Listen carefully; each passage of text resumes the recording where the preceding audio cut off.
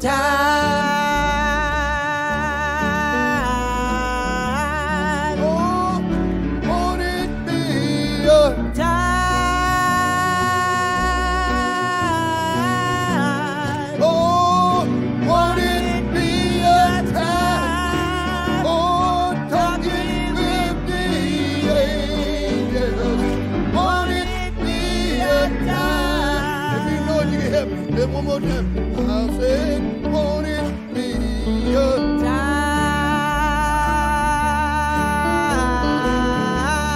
Oh, won't it be a tide? Shalom, saints, and blessings to you all in the name of our Lord and Savior, Jesus Christ. Welcome to this episode of Un-Apologetics, show where we are unapologetic about apologetics, and I am your host, CJ Cox. Of course, shalom's all around to anybody who is currently in the live chat. If you are here, please remember to like and share this video. Consider subscribing to the channel if you have not done so, and hit that bell to get notified every time that we go live. Let's go ahead and put this screen off here. Leave any questions, comments, criticisms, concerns, critiques, anything of that nature in the comment section down below. 1 second while my face explodes. Oh, maybe not. Okay, cool.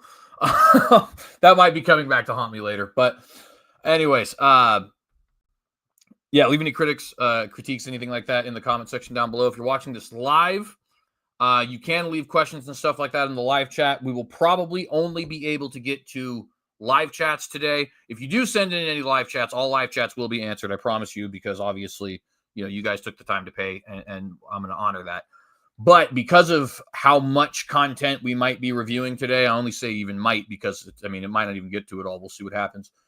We might not actually get to any non-Super Chat questions. In fact, we probably will not get to any non-Super Chat questions. So if you have a question you want anybody here to answer, please do give in the form of a Super Chat. Which reminds me, if you'd like to contribute to any of the work we do here, of course, Super Chat, Super Stickers, Super Thanks are appreciated. You can also join as a channel member. Become a Tea Party member there in the Patreon. $5 monthly gets you access to the Breakfast Tea video blog, or give a one-time donation to the PayPal.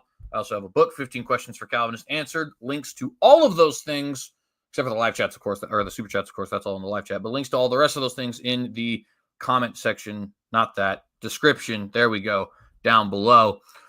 As well as links to my other channels and a link to my guestsacademia.edu page, where you can find some work on especially 1 Corinthians 10:13. He's got a 75-page work there that I think just completely destroys the idea that 1 Corinthians 10:13 is actually requiring libertarian free will. That's just me, though. You should check it out for yourself. Speaking of, I actually have a paper of my own down there, which is relevant to what we're talking about today. On the deity of deception argument, why Dr. Tim Stratton's DOD argument fails. Please consider checking that out as well. Let me know what you think about it. And yada, yada, blah, blah, blah. You can also find different social media platforms linked below. I am on pretty much all of them at the Tag the Synagogue, if you are not clicking the links below. Okay, what do we have for channel housekeeping? Well, on June the 24th, I will be doing a debate at 6 p.m. Mountain Time on Standing for Truth's channel. It'll be me and Chris Morrison talking about the best exegesis for James chapter 2. Chris Morrison is in the free grace, camp. I would, I guess, be associated with the lordship camp. I don't really... It seems to me like lordship salvation is pretty standard classical Calvinist theology as it pertains to this issue, but whatever. We have names for it, and so we're calling it lordship. That debate, again, 6 p.m. Mountain Time at Standing for Truth. Me and Chris Morrison should be good. It's going to be my first time talking to Chris Morrison, but I've listened to quite a bit of his content now, and so specifically his debates. And he's a fairly sharp guy, I think. Obviously, I think he's dead wrong on this issue, but nevertheless, I think that'll be a good debate. Do consider checking it out. I have had a debate recently, May the 19th, with Elijah Yassi on the question of whether or not the Catholic Church is the original church. I think that was also an excellent debate. Please do consider checking that out. And by the by, I will be posting that video on here probably within a week or so. But in the meantime, you can find it on Standing for Truth's YouTube channel if you fancy. And then the last thing, actually, you know what? Maybe I shouldn't talk about that one yet. We have something potentially planned for December, but I don't, maybe it's not a good idea to let anybody know about anything until things are set in stone. So we'll put a pause on that, actually. So that's pretty much it for channel housekeeping for today. I think. Yeah, that's pretty much it. So without further ado, let's go ahead and get into a prayer today. And then we got a doozy of an episode for you. I think it's going to be really good, though. It's a good thing you guys are here. So shalom. And of course, hopefully everybody is having a good time here. Let's go ahead and thank the Lord. Heavenly Father, I just want to thank you once again for the opportunity to make these videos, Lord. I want to thank you for my guest today, Colton, who's be offering some awesome insight as he always does. Thank you for the opportunity to be able to address these issues in such a comprehensive way. We haven't had the ability to do this for so long. And then just recently, the last 100 to 50 years, even 20 years with the internet and all this stuff, we've just been able to explode with information. So I just want to thank you for that. I pray that we use that in a Christian manner, in a way that's edifying to your body and glorifying to you, Lord. And I just ask these things in Jesus Christ's name and give you the glory. Please bless this channel and those watching. In Jesus Christ's name I pray. Amen. All righty. Colton Carlson is here with me again, friends. Shalom, and thank you for being here. Pleasure to be here. Thank you. Absolutely. For those who do not know, we've done a few videos on this channel now, me and Colton, and sometimes some others, actually, with the exception of one episode, usually with some other guys, Israel Trujillo and I think Turch and Fan was in one of them, and Chris Date. Starting, of course, with this video that was on Trinity Radio, Braxton Hunter's channel, and Jonathan Pritchett. And they were talking about, this is 20 questions for Calvinists. We did a roundtable, me, Colton, Chris, and Israel, responding to those. And then that has opened up a little bit of a Pandora's box of back and forths between me and Colton on one side and Dr. Tim Stratton on the other. And this is the latest edition of that back and forth, because Stratton made some videos responding to us. Kind of. The reason I say kind of is because he didn't actually respond to anything. He just reiterated the position that he had already laid out. So we're going to deal with that again. I don't say that in his, well, I guess I am a little frustrated with it because Stratton is an academic. He should know that it's not how you do these sorts of things. But nevertheless, it's what's got to be done. So that's what we're doing, right? And the other reason I say sort of is because he actually didn't play any of the video or name any names. He simply alluded to certain YouTube theologians and YouTube Christians and self-described biggest fans, which I believe was a shot at you, if I'm understanding correctly. But nevertheless, yeah. So that's what we're doing here today. And we got 3 different topics and 3 different videos we're going to try and address at 1.5 speed, and also not the entire video because they are combined 81 minutes long. Anything you want to add to that before I kind of hop up on my soapbox a little bit? No, I'm just happy to be here. I didn't even really know it was a response to us, like you said, until I heard his podcast host, I believe Josh Klein, mention from your biggest fan. And like you said, I've cheekily said that in the past where like years ago, I think on Eli Ayala's show, the Revealed Apologetics, I just kind of haphazardly said I was his biggest fan because I spend so much time trying to read and articulate what Stratton says and then respond in hopefully a charitable manner. That's how I knew. And so it does bother me. I'll let you jump on a little bit more, but yeah, it does bother me that we weren't even named. It was quick videos. I'm not sure why, but I'm happy to be here. I'm happy to respond. I think truth is important. And I think that regardless of whether I hate these back and forth, because I do, I am happy to respond and, push the discussion hopefully forward. That's the whole goal, right? Yeah, absolutely. And it's a good pivot into this. Before we get into the actual video, I do have a little bit of a soliloquy to get to, which is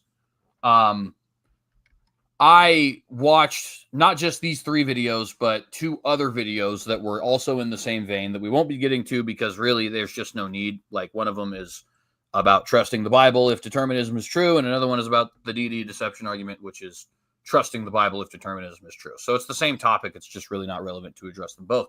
And there's another one that fits in that same vein. But watching these 5 videos, I became a little bit irritated with Dr. Stratton's unwillingness to, first off, name names, right? There's no reason to be coy about stuff. Not that Eminem is the guy we want to be getting all of our theological knowledge from, but you know, in that kill shot diss he had, he says, I think it's that one. It might be a different one, but he says, "I sure as hell don't sneak diss," right? And it's like, you know, be a man, stand on your feet, and talk. You know, it's not like this is overly confrontational. There's no need for us to be, you know, being coy and being kind of like dismissive and, well, this is just YouTube Christians and that kind of stuff. It's beneath Dr. Stratton, especially because he's an academic, but really it's beneath all of us as Christians and as intellectuals, and emphasis on the Christians part, because I know, you know, unfortunately intellectuals don't always act like they should, but Christians have like actual divine mandate to behave in a certain way. So I didn't really like that. I also don't like that he refuses to deal with the objections as we get into. I agree with what Colton said entirely. We're doing this not because we like these back and forths, because frankly, these back and forths can be annoying. We're doing this because truth is important. And Dr. Stratton, with the utmost respect to him, insists on not dealing with arguments and simply reiterating his own position. In fact, at one point in one of these videos, we're going to see him say, well, I wish people wouldn't just use these semantic games and would instead actually respond to the arguments. And the ironic thing about that clip is that that is exactly what Dr. Stratton is doing rather than responding to the argument that was made. And so I just want to, I don't know if he's actually going to watch this. I don't know if he even watched the previous one, to be honest with you, because I didn't strike me like he did, actually. But I want to implore not just Stratton, but everybody else who's involved in these conversations. This doesn't have to be, you know, MMA in the octagon kind of thing. It can be what it's supposed to be, which is intellectuals coming together to have conversations that matter in a pursuit of truth, right? And if Dr. Stratton's really interested in that, and I actually don't disbelieve him when he says that he is, I just don't think he's acting that way at the moment. So if he actually wants to move the needle forward in regards to these conversations, then let's do that. It can be a conversation. It can be a debate. It can even be a response video that isn't coy and cheeky. That would at least be a step in the right direction, right? But stop it with the dismissive, disrespectful, sneak diss nonsense that you see, you know, in places like Hollywood rather than here on well, I guess here on YouTube it does happen quite a bit, unfortunately. Otherwise, we wouldn't be here. But anyway, in intellectual spheres, especially amongst Christians, it should not be so. I don't have anything else to add to that. But go ahead. I would have one thing really to add is I just don't know why. Oh, my hunch, without psychology and getting into his head a little bit because I haven't asked him, but my hunch is that he doesn't want to name names because he doesn't necessarily want to give anyone who's not an academic a pedestal. And by academic, we mean, of course, if you have 3 letters behind your name. And if you're published with some of the, you know, world's top apologists, like, I don't know, JP Moreland. So, Yeah. And anyone who's followed these videos would know that Stratton is very poignant on that fact that he has a published academic paper with JP Moreland. But I could go back and forth between, you know, is it actually really academic? After all, it is published on a low-rate journal.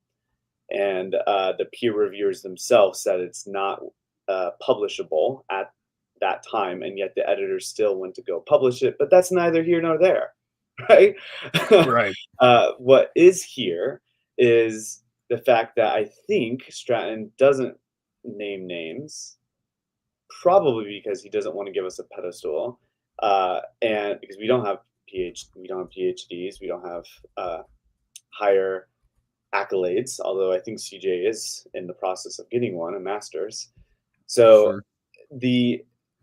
idea, though, of that sounds plausible to me. And if that's the case, which I think it is, but if that's the case, I think it's really low because honestly, if he knows where they're, it's not like his co-host is watching the videos himself and just kind of spewing these objections to him, then he's just kind of responding. He knows where they're from. He knows the people that have said those objections.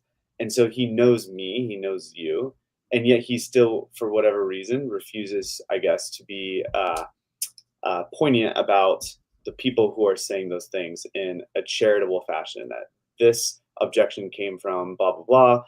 Here's my response.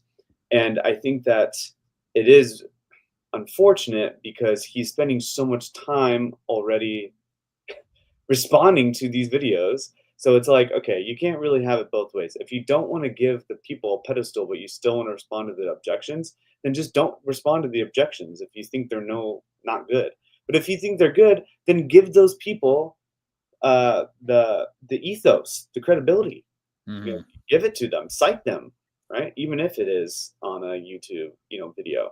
I just find that so just weird and odd and kind of frustrating. I don't understand why it has to be this way. I think that, again, I'm more than willing to have online discussion. He could be recorded. It doesn't even need to be live. I'm more than willing to have a discussion with him. I know a plethora of online people, both Calvinists and non-Calvinists, incompatibilists and compatibilists, who would love to see a discussion between Stratton and I. Again, regardless of whether or not it's recorded. But yet, for whatever reason, because I don't have the PhD, he doesn't want to. He thinks it's maybe lower level or a layman, right? When he himself has said that I'm probably, or alluded to the fact that I'm probably more well-read than he is on this topic of free will and responsibility, not just to me in person, but also in videos. So I don't get it. I really just don't get it. I don't think he can have it both ways. You can't push us aside and call us laymen and not really give us the light of day, but at the same time respond and take so much time out of his day to respond to the objections we raise. It doesn't make sense. It doesn't. And a thought just occurred to me that I would like to add on to this before we get into the actual videos is it's a two-way street here in that Stratton is not a professional philosopher, right? He's got a PhD in systematic theology. So as it pertains to the actual issues we're talking about, me, you, and him, he is a layman. You know what I mean? So it's like, can I have a degree in anything? Can I go get a PhD in architecture and be considered qualified? I mean, I don't mean to be coy when I say that, but seriously, like we are actually on the same playing field. You've published stuff and I've published stuff, even if they are self-published in the form of academia.edu, whatever, it's still there, right? And frankly, it's pretty well, it's not like he published in EPS or Faith and Philosophy. So it's pretty well the same level as what he had published anyhow. And I don't know. That is another element to this that can kind of frustrate me. But nevertheless, I actually quite like Dr. Stratton, and I hope he takes this as what it's intended for, which is a sharp, but nevertheless Christian and brotherly rebuke of the way in which these things are going. With that said, friends, we're going to jump into our videos today, and we're going to do this at 1.5 speed and kind of skipping around a little bit because, as I said earlier, if we reviewed these videos in their entirety, it would be about 81 minutes of content. And as everybody knows, you end up exponentially increasing the length of a video once you respond to it. So 81 minutes would become 81 hours, and we'd be here until the dawn of time, or until I guess it'd be the dusk of time, whatever. Anyways, so this first one is, do Calvinists win the cosmic lottery? And right out the gate, I just want to say very briefly that the question is a little bit misleading, even if Stratton's point is granted. As we're going to see here in a minute, Stratton's point cannot be granted. But it's not as if anybody that is on this channel, at least, is arguing that Calvinists are somehow extra saved when compared to other Christians. So really, you'd have to be asking the question, are Christians winning the cosmic lottery in order for Stratton's question here to be a fair representation of, well, even that's not true, right? Because we don't think that's a cosmic lottery sort of thing. But I hope you guys see what I'm saying, right? It's not like we're saying we're like extra spiritual because we're Calvinists or something like that. Any rate, this is basically, this whole video is going to be about the question of luck. Are we somehow lucky that we're saved? And is it true that the other side is unlucky? And we'll talk about moral luck as well, and constitutive luck and things like that. Some of this you guys have already heard, but nevertheless, let's just jump right into it. I don't think actually we need the introduction. Let's go ahead and skip right about here. Some boast about being more lucky than the next guy. All right, watch me. Some boast about being more lucky than the next guy. Anything but lucky. Okay, Tim. All right, let's get into it. Mhm. Cosmic lottery and luck. Initially, I thought I was going to earn some, or I thought I was just going to win some money here, but that's not what this is about, apparently. So a little bit disappointed. Let's say if someone responded this way to this question, they said, "How can anyone boast about being more lucky than the next guy?"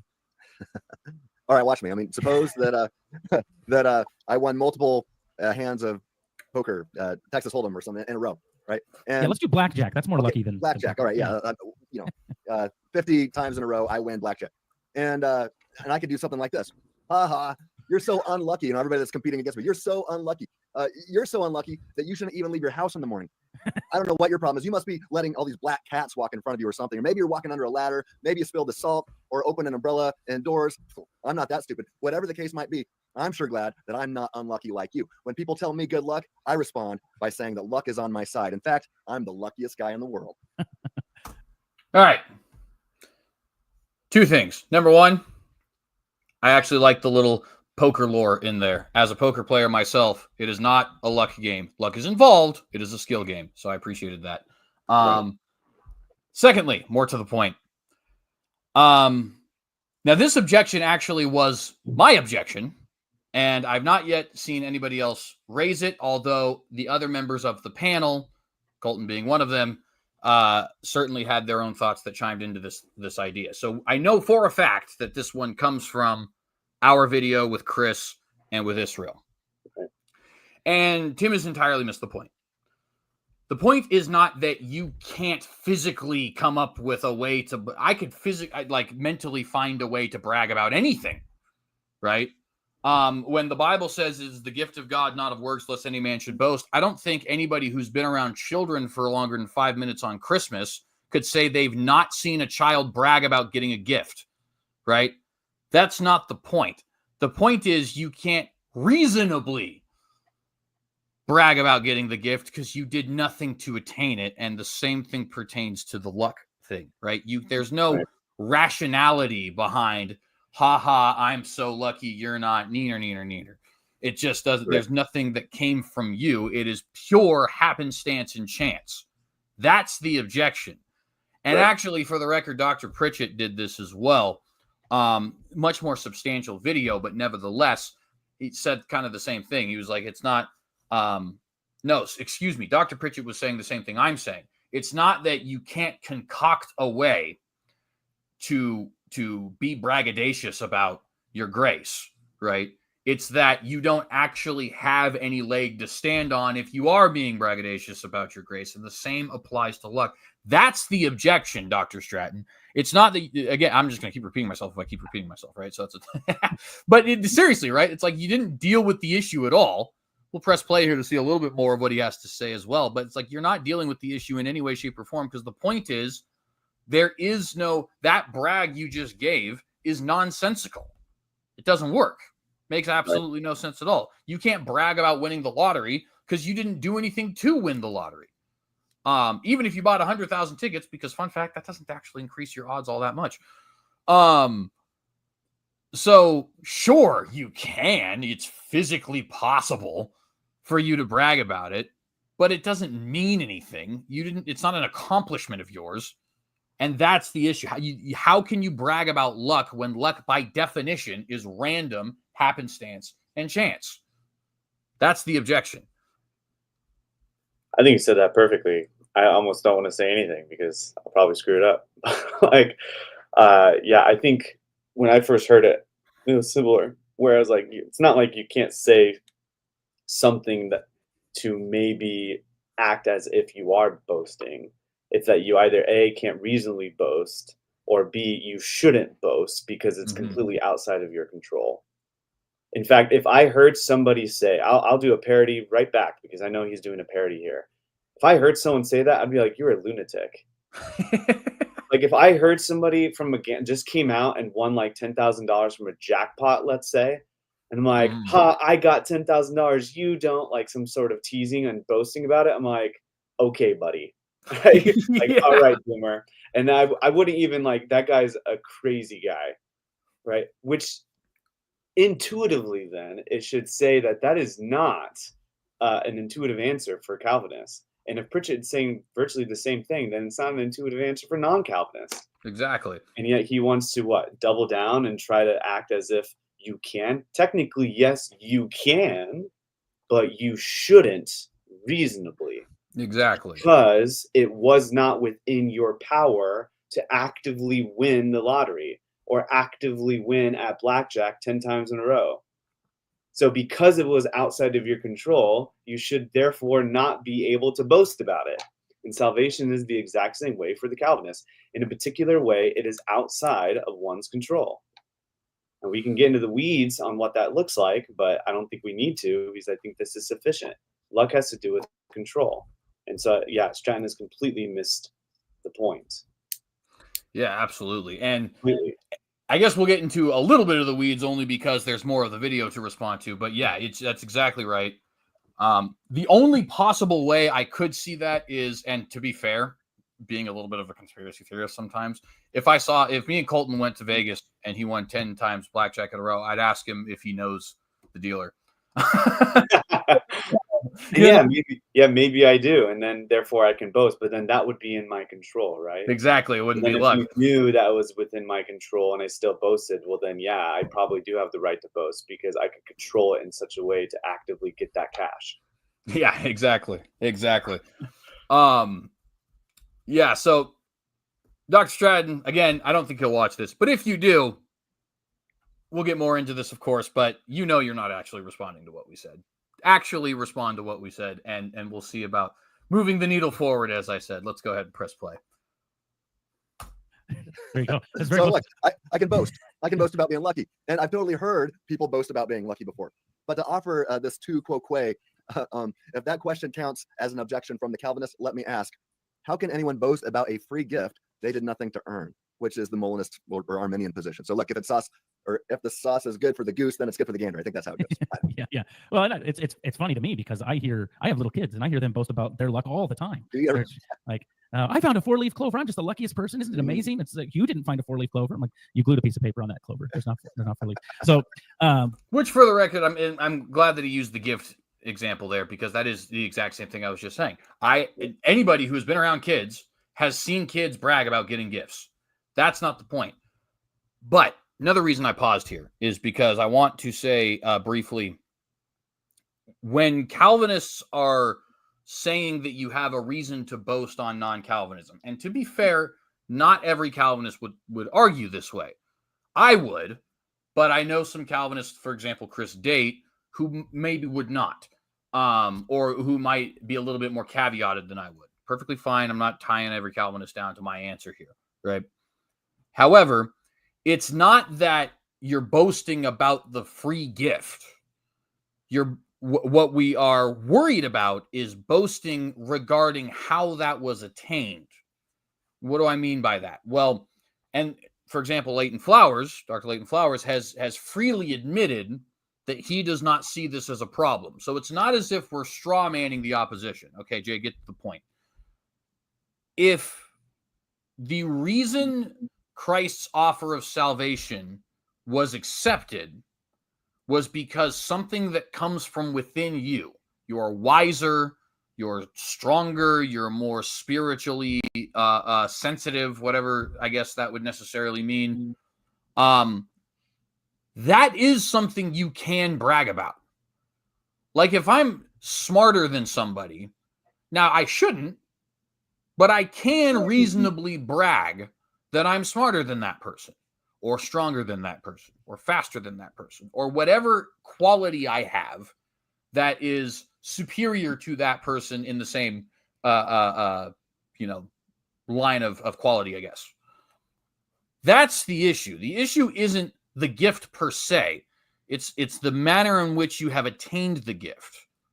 Because if you are wiser and that's why you were saved, then the thing that actually actuated your salvation isn't the gift, isn't grace, isn't even faith. It's your wisdom. You see what I'm saying? That's the problem. And that's a problem that I think a lot of people, they like to straw man the position that we're actually giving rather than addressing that specific issue. Now, it's possible, because again, to reference Dr. Pritchett, he has addressed that. And at some point, I aim on actually doing a video on that because there's a lot of substance there. I quite like Jonathan Pritchett, to be honest with you. But nevertheless, so it's possible that we could be wrong about that. Maybe it is actually the case that that's not a proper objection, but at least deal with the objection as it was given rather than, well, oh, you guys say that you can brag about getting a gift. Nobody said that. No Calvinist I am aware of has ever said that. I'm sure one exists because YouTube's a big place, but none that I have ever personally heard has ever said something as asinine as that. And again, I get the impression that Dr. Stratton knows that and just isn't dealing with the issue properly, we'll say. I have nothing to add. All righty. So we think about that all the time. In fact, even in sports, like if a guy hits a full court shot at the buzzer, you're boasting over that luck. That's right. Right? Because that's more luck than We're going to skip ahead a little bit well, because we basically already dealt with the port in that section. Yeah, and I would say, like, that's real quick, that it's not the same thing at all. There's so much more control in if Steph Curry did a full court shot, then honestly, based on his record, I think he would probably make it. You know why? Actually, because he can control the basketball that well. yeah. Right? Or even a half court shot. He's made dozens of half court shots, a few dozen of full court shots at the buzzer. Right? So I think he could actively boast, and he shouldn't, but I think he could because he does have the necessary control over the ball in that instance. You still do not have that kind of control over lottery or winning blackjack 10 times in a row. It's not even remotely equivalent. And funnily enough, just because I'm a sports nerd, I have to let you guys know this. There was a video from about 4 weeks ago before he pulled his hammy, where Steph in a practice court shot 5 full court shots in a row and made 5 full court shots in a row. Okay. Yeah. So That's not why I equivalent use that. at all. It's such a really ridiculous, not even remotely the same. I'm sorry, Yeah. Josh Klein, not the same at all. And then the fact that Stratton agrees with them tells me they don't know what luck is and how it affects someone's control or how it coincides with the idea of free will and responsibility. I'm serious. That's what. Well, and actually, yeah, we'll be getting exactly to that because they address that very objection of there's a definitional problem at play here. And when I say address, put air quotes around that because it's not addressed in any sufficient way at all. However, they do talk about it at the very least. And so we will also be talking about it at that point in time. But you're exactly right. It demonstrates a inability to grasp, and this is more likely, to be fair, a lack of clarity regarding the definition of luck and what it actually means, not just in philosophical literature, but also just generally, like in Merriam-Webster's dictionary. Right. Yeah, some Calvinists have argued that this is a purpose, if not the primary purpose of human existence, and for the damned, for the people that are going to spend eternity in hell, the purpose of their existence. For example, John Piper has written that God has a desire to save all people, but God has an even greater desire for his own glory, and thus he's got to damn most people. He's got to send, including some babies, he's got to send them to hell so that they can suffer into the infinite future. So this is an absurd view that simply is not biblical. Now, Calvin was clear that the damned are doomed from the womb. Where are you going to spend eternity? That's the most important thing, the most important question you can answer. So this is the most important thing in life. It's heaven or hell. And according to Calvinism, God determines this most important thing prior to the person's existence, before they've even had one thought, before they've committed any sins, before they've even taken one breath. God determines this about the person if Calvinism's true. So think about this. That means that the babies who die, who are not one of God's chosen prior to the foundations of the world, right? These babies that die, and even, Calvin said they're doomed from the womb. Suppose they die in the womb, right? They wake up on the other side of death, suffering in the eternal fires of hell. Think about that. Maybe it's a baby that gets aborted that just didn't happen to be one of God's elect, right? That baby then goes from having no intentional states of consciousness to just suffering. Like, come on. If that's the case, then these babies seem to be the epitome of unlucky humans. So this gets us into luck and unluck very quickly. So to answer this Calvinist who said it was stupid, it's not a stupid statement. It just exposes what's entailed by the Calvinists, by their views. So if a human is not elected based upon anything about that person, lest that person could boast, then God's choice to elect and also pass by others seems to be random. Definitely nothing about the people. Thus, the elect seem to have won the ultimate lottery, and those who God randomly decides to pass by and then go to hell and be separated from God for all eternity are literally the most unlucky people in any possible world.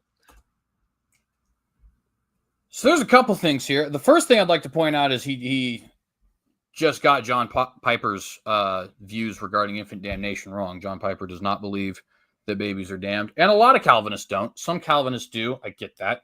Some non-Calvinists do, which you should also get. That is not a Calvinist, non-Calvinist issue, and I'm not even going to take much space here to address it other than to say there are plenty of Calvinists, myself and John Piper, Doug Wilson, who do not believe that babies are damned if they are not baptized or something like that, or if they die in infancy.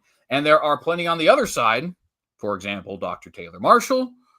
Most of the names coming to my mind at the forefront are admittedly Catholic. Sorry, I was losing the word there. I wanted to say Calvinist for some reason, but it's like, that's obviously not true. You can't be a non-Calvinist Calvinist. And Joe Heschmeyer, I believe, has said as much. The church fathers certainly said as much, virtually in unison, almost all of them. That's part of the reason they believed in infant baptism to begin with, because they also believed in baptismal regeneration. And likewise, there are going to be non-Calvinists who think that babies aren't damned, and Calvinists who think the babies are damned. Like Stratton doesn't think that they are, and Dr. James White thinks that they could be. So just get that out of the way. It's not an issue regarding this particular question, right? Certainly not an issue as it pertains to me. And Colton, I don't know how you feel about it, but that's at least one of the two people in this conversation. I'm indifferent. I lean towards they're not damned because they don't have the necessary control over their coming to faith. So that means they're not morally responsible for it. Right. And I don't think God can hold somebody morally responsible or morally accountable to it. I think they are racially guilty in the sense that they will die, and that is a curse that they get from sin, but they're not morally guilty in the sense that they themselves acquire from their own reasons to do sin. And so because of that, I don't know where they end up. I think they end up in heaven. I have no idea, but I don't think they're held morally blameworthy. And fair enough, right? So not a Calvinist, non-Calvinist issue is the point there, and you got John Piper's specific view wrong about it because Piper does not believe that. Right. All right, beyond that. So this portion is a response specifically to something Chris Date said, again, in our video, where he said that the idea that human beings who are not saved are created for the sole purpose of being damned is stupid. Admittedly, Chris probably could have and wanted to use different terminology than that. The reason I say wanted to is because I think he has actually expressed since then that he should have dealt with that a little bit less harsh, which is fine. Everybody's going to make some kind of mistake. Right. I'm not worried about that. But this is Dr. Stratton's response to that. And the first thing I want to say here is just that when he says, well, Piper has said that he has a desire to save all, but he has a greater desire for his own glory. That's not a uniquely Calvinist position either, because we're not universalists. Me and Stratton and Flowers and Colton and Israel and Pritchett and etc. We mean, just fill in the blank here with names on either side. A whole stinking bunch of us are not universalists, right? So all of us agree that God has a greater desire let's not, if you don't like the terminology Greater of purpose, greater Yeah. good. Yeah, exactly. There is a great good for some of the evils that he allows. Exactly. Because he has the opportunity to not have evil, and he has the opportunity to not have hell, and he has the opportunity to not damn people. But in his infinite wisdom, for whatever reason, I'm not assuming any Calvinism here yet, Right. he has decided not to do those things. So that's not a Calvinist-specific objection either. It's just a Christian problem, frankly. And actually, it's greater than that. It's just a monotheistic problem, because Jews and Muslims have the same problem we do as well, as far as that specific question is concerned. Before I get to the next part, actually, I'll let you comment on there because I've been taking up some airspace. But no, yeah, I don't really have much to say about this clip other than the fact that the first thing I noticed is, it's not distinctly a Calvinistic issue. Granted, Calvinism might, if they hold to determinism, make it a harder issue. But again, that's neither here nor there. And if it is there, right, if he actually is pressing that, then he needs to be a little bit more clear, I guess. But besides that, I think it is not a distinctively Calvinist issue. I think it is a Christian issue. We can just say that, or a monotheistic issue, like you said. But also, he said something along the lines of, I kind of forget which, but it has nothing to do with you. He's basically making a response towards the Calvinists, but then you know what I'm saying? Maybe we ought to like back it up just slightly, but he made it a response real quick, just off the cuff, like it has nothing to do with you, and so therefore you're lucky, or something like that, indicating that if in order to get rid of luck, it has to do with you.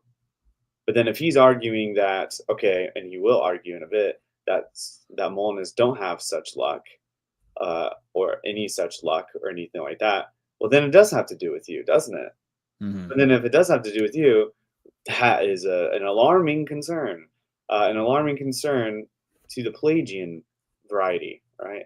That if you can control your coming to faith in such a way that is not at all lucky and not at all outside of your control, namely it is inside of your control, a large part of your control, then I'm not saying it's Pelagianism. I'm saying that he's pressing the boundaries here. And if he doesn't want to get that close to it, well, then he needs to be a little bit more careful with his words.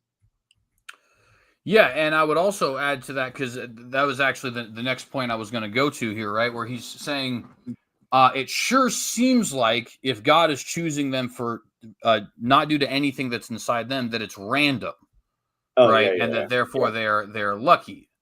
And right. I'm going to save our portion, our definition of luck for when he actually gets into that exactly. Okay. But I will read the definition of random, which is made, done, happening, or chosen without method or conscious decision. So just definitionally, God cannot make, and in fact, we use the word colloquially, well, I just made a random choice, but actually, definitionally, a random choice is not a thing that exists. It can be, well, if it's a true choice, I guess, you could like throw something at a dartboard and then open your eyes and say, oh, I guess it was F7. We're going with that. You know what I mean? But if God is consciously choosing to save some and not others, if God has a method to saving some and not others, which I think every Calvinist that I have ever met believes he does, then no, it's not random. Even if it might appear random from the point of view of somebody who's on the earth, right? And by the way, for the sake of clarity, do the same thing with the word arbitrary. A lot of the reformers use the word arbitrary, but they use the word in a different way than we tend to mean today. We tend to use it with the first definition based on random choice or personal whim rather than any reason or system. They tended to use it as unrestrained and autocratic in the use of authority, which is the secondary definition of arbitrary. I'm sure a lot of people don't actually know that, but nevertheless, it is one of those definitions, and it used to be the primary definition back when guys like Calvin and them would be right. Of course, Calvin's writing in French, but nevertheless, you guys get the idea. So to say it either has to be something that arises from within us or it's random and arbitrary is simply to expose a lack of understanding as it pertains to randomness and arbitrariness, which I feel like is probably not the way that you say that, but nevertheless, if God has a system, if God has a choice, if God is consciously deciding to do these things, and he has reason for it, doesn't have to be reason arising from within me, it just has to be reason at all, then definitionally it is not random, it is not arbitrary. And if somebody says, yeah, but you don't know that reason, well, here, fun fact, that's not the definition. The definition of random is not appearing to, or arbitrary is appearing to be random from your point of view, even if it's actually not. That's just not what the word means. So, and I agree with you as well, right, about this whole idea of like, if we're going to say it needs to be something that arises from within you, otherwise it's random. Well, I'm fairly certain Ephesians 2:8 says, not of your own doing, lest any man should boast, right? So I don't even think that, the Catholics have their whole system of meritorious grace. I don't think even they would go that far as what Stratton appears to be saying, which I think he's probably misspeaking, but nevertheless, what he appears to be saying is even farther off of the rails than what a Catholic would say. So I agree entirely with what you had to say there as far as it's on a line for sure. I think there's a couple more parts in this section that I wanted to get to, so let's just press play before I skip ahead to the next section. You have to consider all of the implications of a belief system, and I think that this is definitely one of them. Now, if somebody is an annihilationist or something like that, they might have a stronger leg to stand on, because then Not much. Not much. I said stronger. I didn't say a strong leg. I said still pretty weak. Yeah. But then you would ask the question, well, then I suppose some of these babies who are aborted, it's a good thing that they're being aborted, because then they don't have to go through life without the knowledge of who God is, and they're just annihilated right away, right? Anyway, that's and also it's still unlucky if that's the case, because you go from just being annihilated and being separated from God and all that's good into the eternal future. Whether you're conscious of that or annihilated, it's not a good outcome. It's still referred to as hell, even by the annihilationist.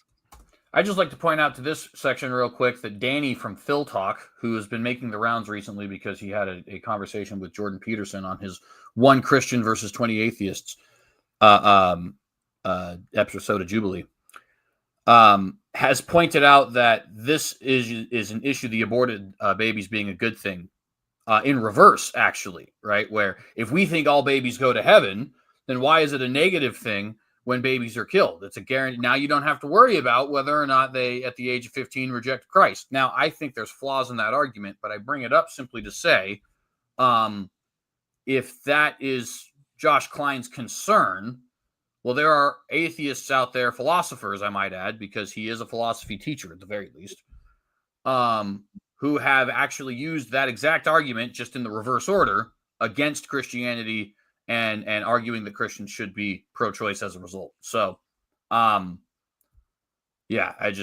don't think that objection really gets you to the place that you think it gets you, is, I guess, my point. But I'll move on from there unless you have something to add to it. Okay, so what if somebody said that your argument here that you made in the question is about causal moral luck? Is that true? No, my argument is not about moral luck. My argument is about one's eternal location, and if one is going to suffer into the eternal future without end or be annihilated, or if one is going to flourish in paradise into the infinite future, right? Are you going to be separated from God and all that is good into the infinite eternal future, or are you going to flourish in paradise into the infinite eternal future? That's what it's about. It's your location, your eternal location, right? That's what I'm talking about. Are you going to be with God in paradise or not? And again, my question is specific. If God does not choose the elect based upon anything about the person, how is their election anything but luck? It sure seems lucky to me, and the damned seem to be extremely unlucky. So, I don't know. I think it's pretty clear. Now, that's a direct response to you, actually, because you're the one who raised that question. So I'm going to let you take this away. It is pretty wild that he's like, oh, it has nothing to do with causal moral luck. And then he talks about a little bit of the location, where are they going to be, but then wraps it back up because the entire video is about luck. Exactly. And then he's like, all right, so it is unlucky if they're damned. It is lucky if they are not damned. And then it's geared towards the Calvinist determinist. Am I missing something here, CJ? Like, I really, that's obviously rhetorical, but you can kind of, Yeah. clearly it has to do with some sort of luck. Now, moral luck, to be a little bit more specific, moral luck just has to do with things beyond our control, and he's going to get into it in a bit, the things beyond our control that affect our moral praiseworthiness or blameworthiness. All right. So if I believe, of course, that could obviously that's a praiseworthy thing to believe in the gospel, right? Mhm. And I am lucky, let's just say, in that regard, just in the exact same way that Stratton wants it to say. That affects moral attributions, whether you can have certain reactive attitudes towards me, namely of which is praiseworthiness, right? Or if I'm unlucky and if I choose not to believe the gospel, let's say, then of course I am unlucky, but then seeing as not believing the gospel according to Orthodox Christian theology, it is a blameworthy thing. So that means my morality, the way in which my praise or blameworthiness, in this case blameworthiness, if I choose not to believe, is affected by things outside my control. Like what? Determinism. Mhm. Okay. So it is a very, very strong sense of amoral luck, but then I add the word causal because, as Nagel said in 1979, there's 4 kinds of moral luck. And we're going to get into all of them, but I'm just going to say it real quick right now. Resultant luck, which is usually dominates the literature. Circumstantial luck, which secondly dominates the literature. Constitutive luck, which is making a comeback. And then one that actually not a lot of people talk about, and that is causal moral luck. And the reason why people don't talk about causal moral luck is because, namely, most philosophers, including Tempe, Sear, Swenson, Hartman, almost all of the Zagzebski, all of these philosophers seem to think that causal moral luck just is the determinism problem. So it's not really an issue, a separate issue. If you solve the determinism problem, whether or not it's compatible, our free will, our responsibility is compatible with it, you've solved the issue of causal moral luck, in the sense that causal moral luck and moral responsibility are not incompatible if you're a compatibilist with regards to free will, moral responsibility, and determinism.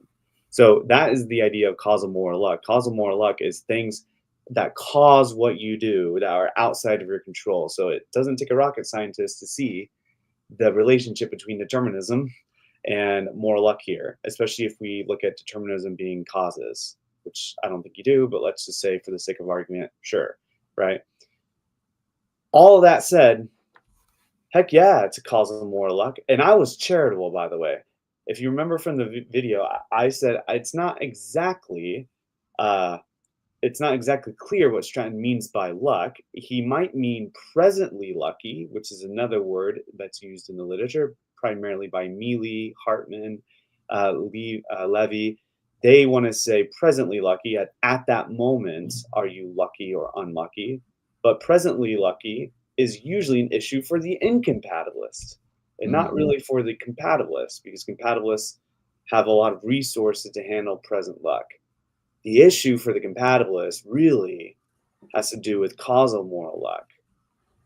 Okay, so I was charitable to Stratton, saying I think this is where he's getting at. When you're determined to believe or not believe, are you lucky, is something outside your control, such that it affects your praiseworthiness or blameworthiness, to believe or not believe, respectively. I say that's causal moral luck. Now, he didn't originally say it. I said it to kind of push the argument forward. And now, randomly, he's shutting it down? And let's push the argument forward. As he always says, let's iron sharpen iron. Okay, just accept causal moral luck. That's what I'm trying to get at. I'm helping you, Stratton. Okay, I'm saying that you should push the causal moral luck argument against the compatibilist here, against the Calvinist. Okay. That's what I'm saying. Now, is causal moral luck an issue? No. No, because again, it just backfires into the compatibilist problem. So if you can be morally responsible, yet and determine at the same time non-derivatively, well, then causal moral luck, even if you are lucky, isn't really an issue. Causal moral luck can then be stipulatively assuming compatibilism is true, it can then be considered as compatible with thoroughgoing compatibilism. There's nothing wrong with that. That was the whole kind of framework between the conversations. I have no idea why he wants to say, oh, it's not causal moral luck, and then just go right into, but it is lucky. And it has to do with causes, determinism, and they are outside your control. What? Anyways. Yeah, and I recall also, I brought up this objection about, I think I used Afghanistan as an example, as far as like how this does just seem to me to be a problem that people are trying to lay it. And to be fair, I get it, because we definitely have more of an emphasis on determinism than other people. I mean, obviously, right, being determinists. But there's a level of luck involved in a lot of different things that can certainly impact your eternal destination. And the reason I used Afghanistan as the example is because and I won't get into the grimy details, but there are things which are just considered custom in at least amongst certain peoples of Afghanistan, because there's actually multiple ethnic groups in that country, but nevertheless, that are morally not just bad, but abhorrent, like terrible, horrible, disgusting things. But if you were raised in that culture, by the time you even have the ability to recognize what is or is not good, you've probably been traumatized to the point of just accepting those things as normal. You can do this again with the ancient Roman Empire or the Maoris, but you can even do this in a way that is not quite as reliant upon your decision to act evilly. Like, what about the fella born in Hawaii in 1702 before anybody has shown up on the Hawaiian Islands with a gospel? You know what I mean? Is there not a level of luck involved in his potential damnation? I mean, Scripture is not clear about whether or not those who never hear have any opportunity or not. And I'm not even saying necessarily that they don't, but I am saying it does say, you must accept Christ. And that guy obviously didn't. Now, he couldn't, but the fact remains he didn't. That question, that entire question, which goes to every Christian in the world, not just, at least as long as you're not a universalist, right, is a question of causal moral luck, right? Are you determined by antecedent conditions to be in a position where you did something that is not praiseworthy? And then you add on top of that the fact that there might be some detestable moral practice that is just normal for this isolated community, which might be even worse in a place like Hawaii, because it's not like you're going to go to the next tribe over and they have a more enlightened view, right? You're the only tribe in town. You get to the tallest mountain, you can see either end of your island. So a lot of these issues I notice, and correct me if you think this is wrong, but a lot of these issues that are brought up against Calvinism by guys like Flowers and Stratton, etc., I notice that they're just basic questions for monotheists that for some reason they think they're off the hook with, and that they only actually apply to us. And maybe that's naive of me to think, but that seems to be my perception. With that, I think, let's see, it gets into constitutive moral luck here, and Molinism, and I feel like there's a portion here that I want to get to that he hasn't got to, but I might be misremembering. We're going to play for a minute and see if I am misremembering. Yeah. And I suppose someone would say, well, it's not lucky because God is doing the determining or choosing, or, yes, or whatever. Here it is. But he's not. It seems to be pretty lucky to be in the midst of that determining compared to the other people. It's not like God. We don't know the reason God chose every person. We just know that he did, and that he's determined to do that since the foundation of the world. Yeah. So it does just seem kind of like a lottery, a cosmic lottery pick, right? Yeah. So there's one particular person that claims that this is not merely a problem for Calvinists, but it's also a problem. All right. So this is where I wanted to read the definition of the word luck, okay? Because he said, well, some might claim, and again, it was us, pretty much everything they respond to in this video was either from the first video with the 4-panel or the second video with me and Colton. So right, both of which me and Colton were a part of. So I don't know why we were unnamed. We already got on that. I'm not going to get back on it.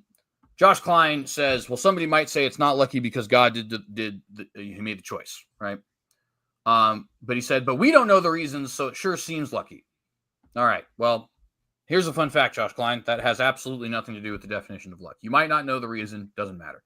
The definition of luck: success or failure brought by chance rather than through one's own actions. Chance considered as a force that causes good or bad things to happen, something regarded as bringing about or portending good or bad things. Okay. Now, just for the record, so we can be perfectly clear about this, what is the definition of chance? Right? I know most of you guys probably already know this, but I'm belaboring the point for a reason. The primary definition is the possibility of something happening. The secondary definition, which is how we're using it here, is the occurrence and development of events in the absence of any obvious design. Right? Another way that you can use this is to say accidental or fortuitous, or to do something by accident or without design, for example, if they chanced to meet. What is the point here? The point is that Josh Klein's response there of some might say, and he's saying it like it's this little minor objection. Well, some might claim that, well, because God did it, but that's just a technicality, right, Dr. Stratton? It's like, no, that's like the definition of the word luck.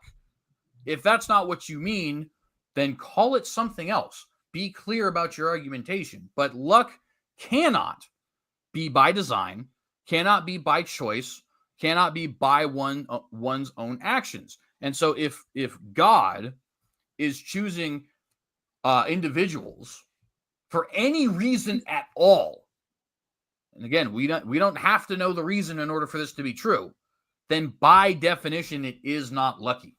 Luck, chance, fortune, these things by their very nature are apersonal forces. In some religions, cosmic entities, I guess, but they're not personal. They're not conscious, right? And so, no, that's not just some minor objection you get to just dismiss as like, well, some might say, but, you know, seems like we're playing semantic games. Semantics are important.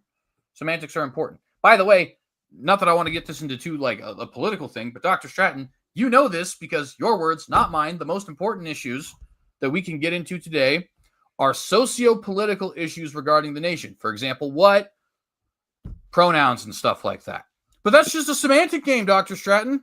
You know what I mean? And again, I'm not trying to divert the topic. I'm just making the point that semantics are important. Words mean things. If we want to just start saying words don't mean anything, that well then chocolate bar, tuna fish sandwich, salt and pepper, candlelight. Why didn't you respond to my argument? Mm-hmm. Right. I would push back slightly and say, I think looking at the title, it says, do Calvinists win the cosmic lottery? Honestly, I would be inclined to say yes. And I would also be inclined to say that yes, in the sense of that they are, in fact, causally, morally lucky. So I would completely grant that they are causally, morally lucky. I just deny that it is such that it eliminates our kind of control over our coming to faith, and that luck is a destroyer of our overall moral responsibility. Right? So I think that causal moral luck and our moral responsibility are in fact compatible, and I don't think that they are mutually exclusive. Well, sorry, go ahead. No, you can go.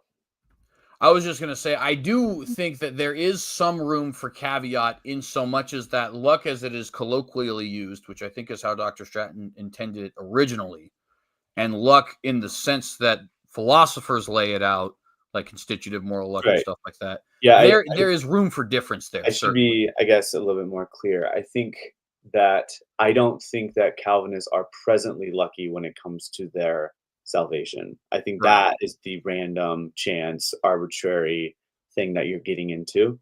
Mm-hmm. I don't think that they are presently lucky. I think that they are causally, morally lucky, and those are two different kinds of luck in the literature. Right. So I guess we are saying the same thing, just kind of talking past each other, but that's a good clarification. Well, and it's a good point you made there too. So that was a good clarification, I think, probably on either side. I think now that he said the constitutive luck in a bit, and I think it's actually about one thing to say. It's one comment he said, but the rest you can pretty much, if you want to find anything that you want to respond to, then that's fine.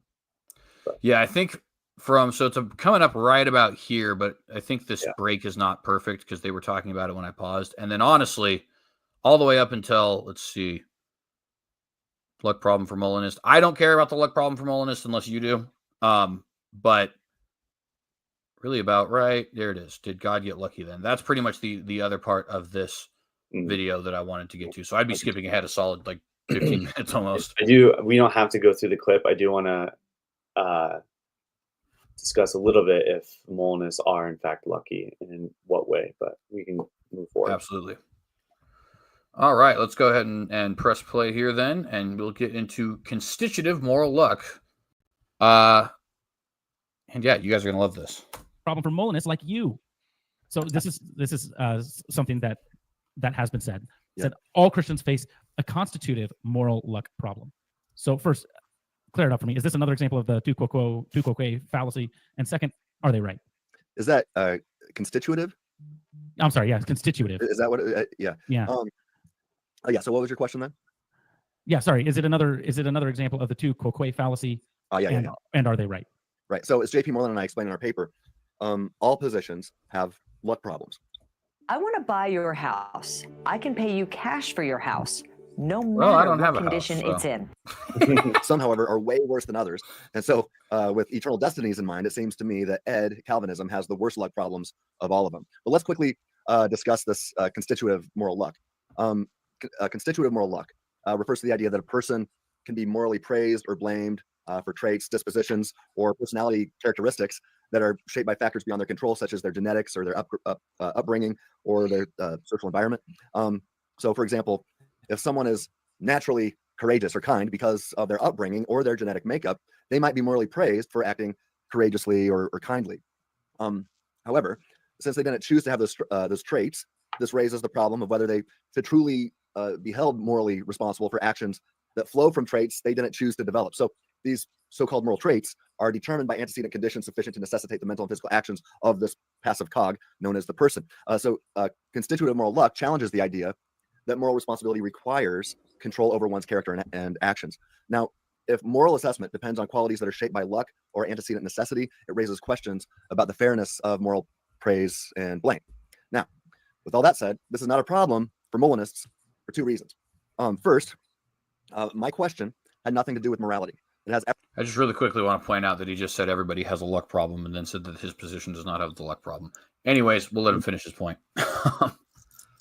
Everything to do with who is being tortured into the infinite future and who is experiencing pleasure and paradise into the infinite future. On Calvinism, as I noted, those whom God chooses to save are not saved because of anything about that person, lest one could boast, right? Thus, if it's not anything about them, then they seem to have won a cosmic lottery.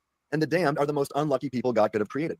So that's the first problem. Second, I heard one of these guys who made this objection, and look, he's committing the tu quoque fallacy again and attacks Molinism, which is not on trial at the moment, right? I'm simply going after Calvinism. So then say, well, if it's true for me, it's also true for you. If it's a problem for me, it's also a problem for you. That's a fallacy. But be that as it may, views that affirm libertarian freedom or the libertarian freedom of humanity, such as Molinists and open theists and Arminians, they don't have the same problems when it comes to constitutive moral luck. Now, it's true that based on nature and nurture, we do develop certain personality types that have a strong influence on us. But we should not confuse strong influence with antecedent necessity, right? These are two different philosophical ideas that I've found that Calvinists often conflate. You can pause. So with that in mind, yeah, okay. So there's a lot to discuss here. I think he seems to think that causal moral luck and constitutive moral luck are two different things. Like the luck when it comes to determinism, which I've already argued and I've already stated why I think that's essentially just causal moral luck in the literature, is different or maybe mutually exclusive to constitutive moral luck. First of all, I want to remind you that I'm totally okay with saying that determinism, if it's true, Calvinists, they are in fact causally morally lucky, right? I agree that they are causally morally lucky. I do not care, and I don't think it is problematic. He has not shown in no way, shape, or form why that is problematic to their coming to faith or the kind of control that a Calvinist wants to say at their coming to faith, at salvation. All right, just generally. I know I'm glossing over a few things, but I mean, generally, that's what I want to say. All right. So that's number one. I don't think, let me get here. I don't think that they are mutually exclusive. I think that means you can be constitutively morally lucky and causally morally lucky. So in that case, I think Calvinists who believe in determinism, exhaustive determinism, they're going to be constitutively morally lucky and they're going to be causally morally lucky. So in that sense, okay, right? I think that Calvinists probably do have a bigger luck problem than normal theologians, theists who don't believe in determinism. They'll have maybe circumstantial, resultant, or constitutive luck, but not causal, whereas Calvinists probably have all of them. And that's okay. But again, I'll suggest I don't think it matters if your type of moral responsibility is compatible with that kind of moral luck. And I think many compatibilists, including Taylor Sear, have argued this. Sartario has argued this. Nelkin have argued this. I really don't see a problem with upholding some variety of moral luck and at the same time determinism. After all, determinism is things do in fact affect your praiseworthiness and blameworthiness that are outside of your control. Just like moral luck, right?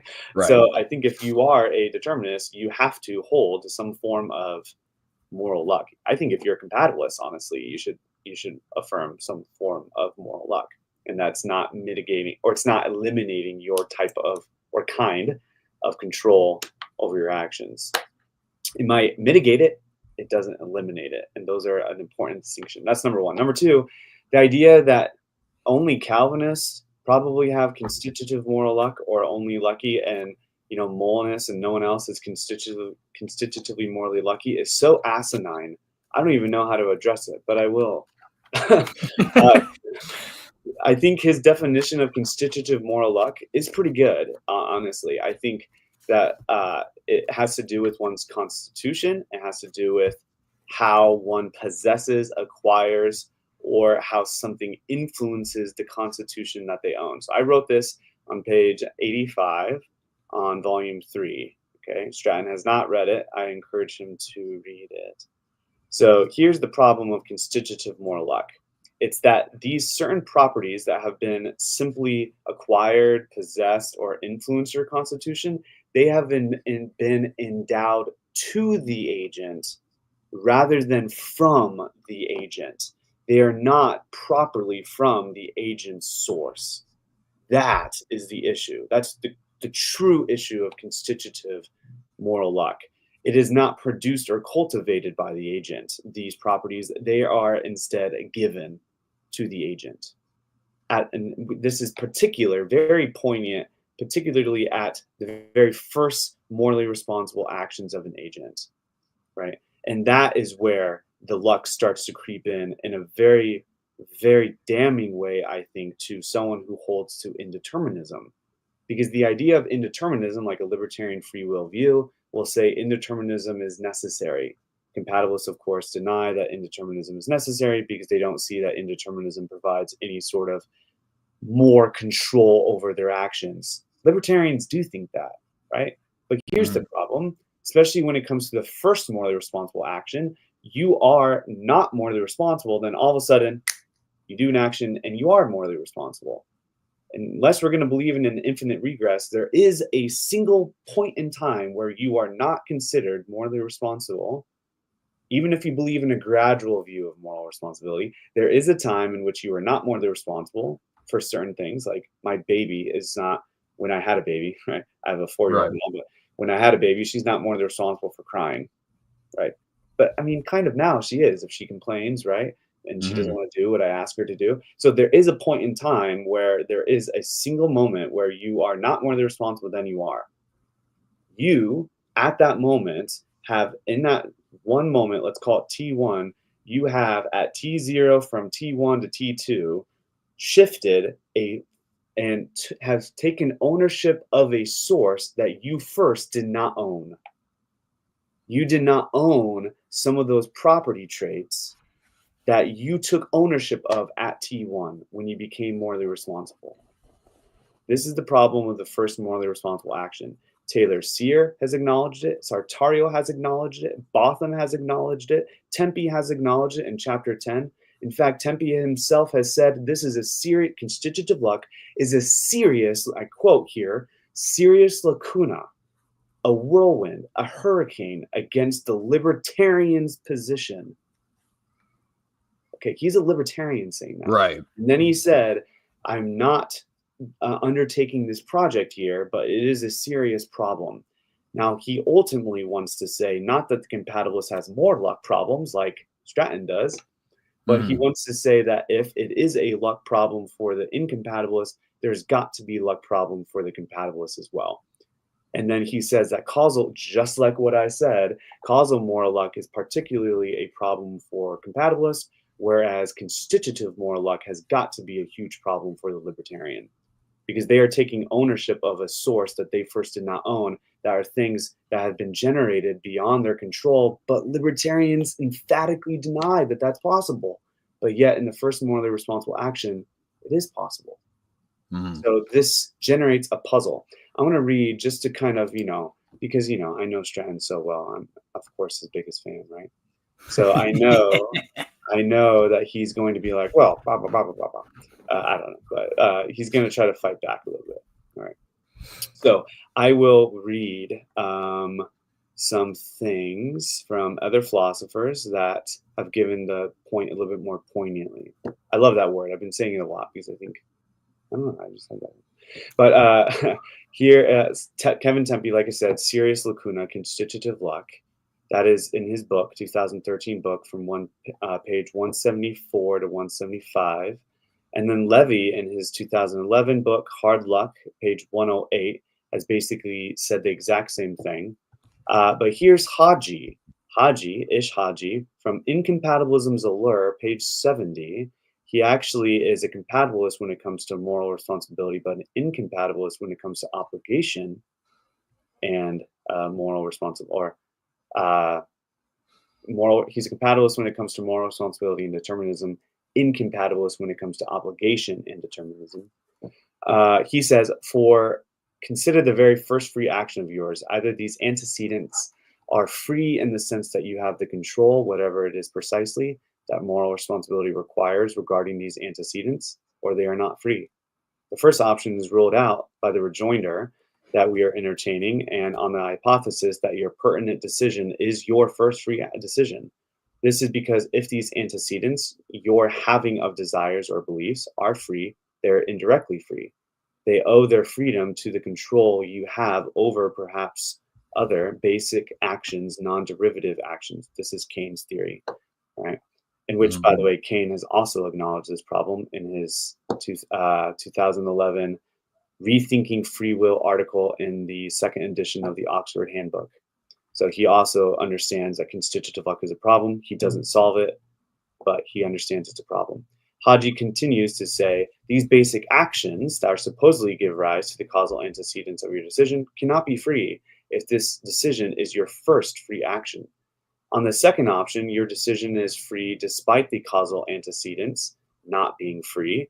And if this decision can be free, even if you have no control over any of its causal antecedents, then you have renounced the proposal at the heart of the libertarian rejoinder that to be responsible for a choice, you must be partly responsible for anything that is a sufficient cause or motive of your choice. In addition, if you hold that your decision can be free, even though you are not free with respect to any of its causal antecedents, then you might as well embrace compatibilism. That's right. Pretty heavy language. It is pretty. And then last one, Manuel Vargas. He is a compatibilist, well, a revisionist, but he says this in the 2007 famous book, Four Views of Free Will. If we do acknowledge that control can be attained out of elements that are not themselves controlled in their acquisition or content, it seems to me that we begin to sap some of the motivation for libertarianism as a perspective or prescriptive view. Here's why.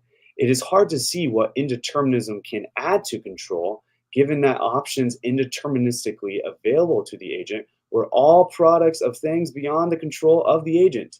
In that first instance of free will and morally responsible action, in every instant that follows, what control the agent has is a function of what options the world bestowed on that agent through their experiences, hereditary notions, socialization, circumstantial and constitutive luck, and so on. Any control that the agent has must be built up out of those constraints. Given that even indeterministic options are thus constrained, and the elements that gave rise to those options, experience, hereditary, etc., were not in the control of the agent, what does indeterminism give the agent in the way of control? It is baffling that he wants to say that non-determinists don't have a constitutive luck problem. I'm sorry, my friend, you are wrong. You are absolutely wrong. You have not done the homework. You have not done the literature reading. No philosopher says this. And you can say, well, I'm not a philosopher, so I guess, but you can't have it both ways. If you're going to dabble in philosophy, then do the hard work. Because as I see it, Molinists have a constitutive luck problem. Calvinists have a constitutive luck problem. Libertarians have a constitutive luck problem. Open theists have a constitutive luck problem. Everyone has a constitutive luck problem. Everyone. The issue is what view can accommodate those problems, that moral luck, better. That is the actual debate. So get on the same train. In volume 3, I won't go here because I talked a lot. But in volume 3, I particularly emphasize why I think indeterminists, libertarians, have more of a constitutive luck problem than indeterminate or than determinists or compatibilists for that matter. Okay, so I won't go into that here. You can read it in volume 3.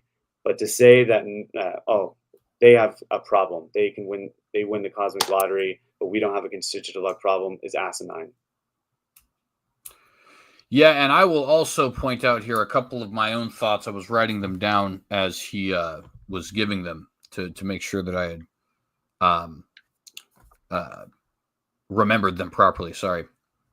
Sure. Which was some of these issues are so, like, for example, when he says he doesn't think that the libertarian has this issue, and just to reiterate the constitutive luck issue for the sake of the audience here, right? We're talking about the idea that inclinations and personality traits and temperament and capacity, which may be outside of your control, could directly influence or even cause, one might say, certain moral actions, right? And he says, well, I don't think that a Molinist has this issue.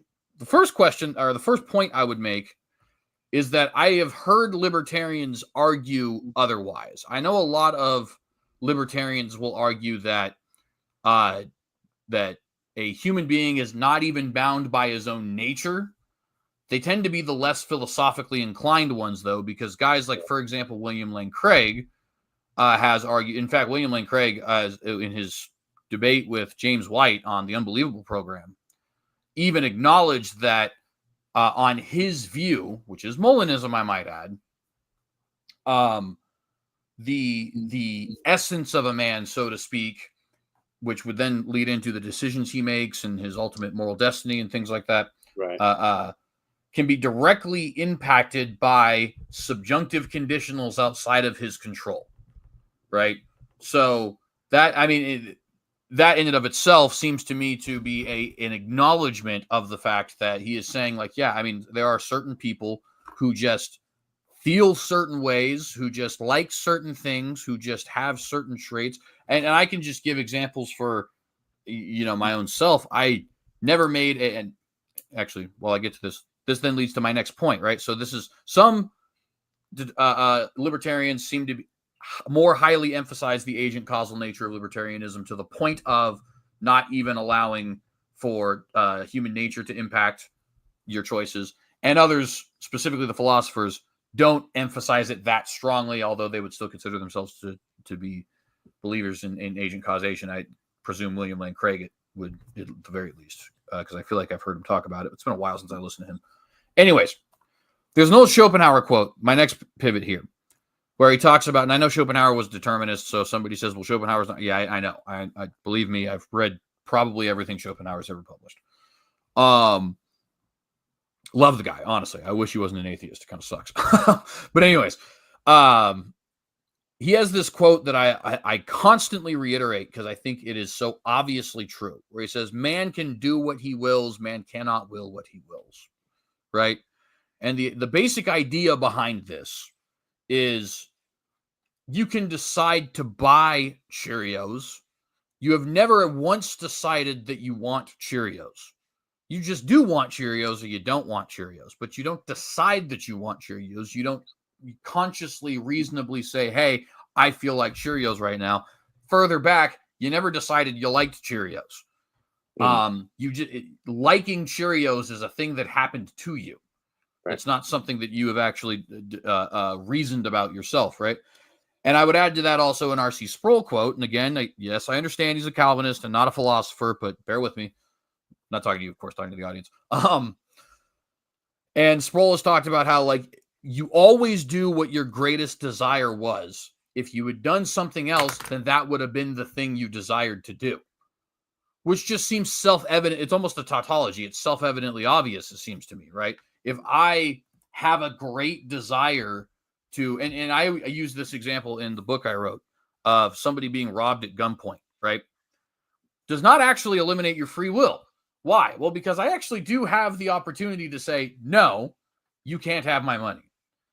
It's just at that particular point in time, I probably have a much greater desire to breathe than I do to make this thief's life difficult for a couple of seconds before he shoots me.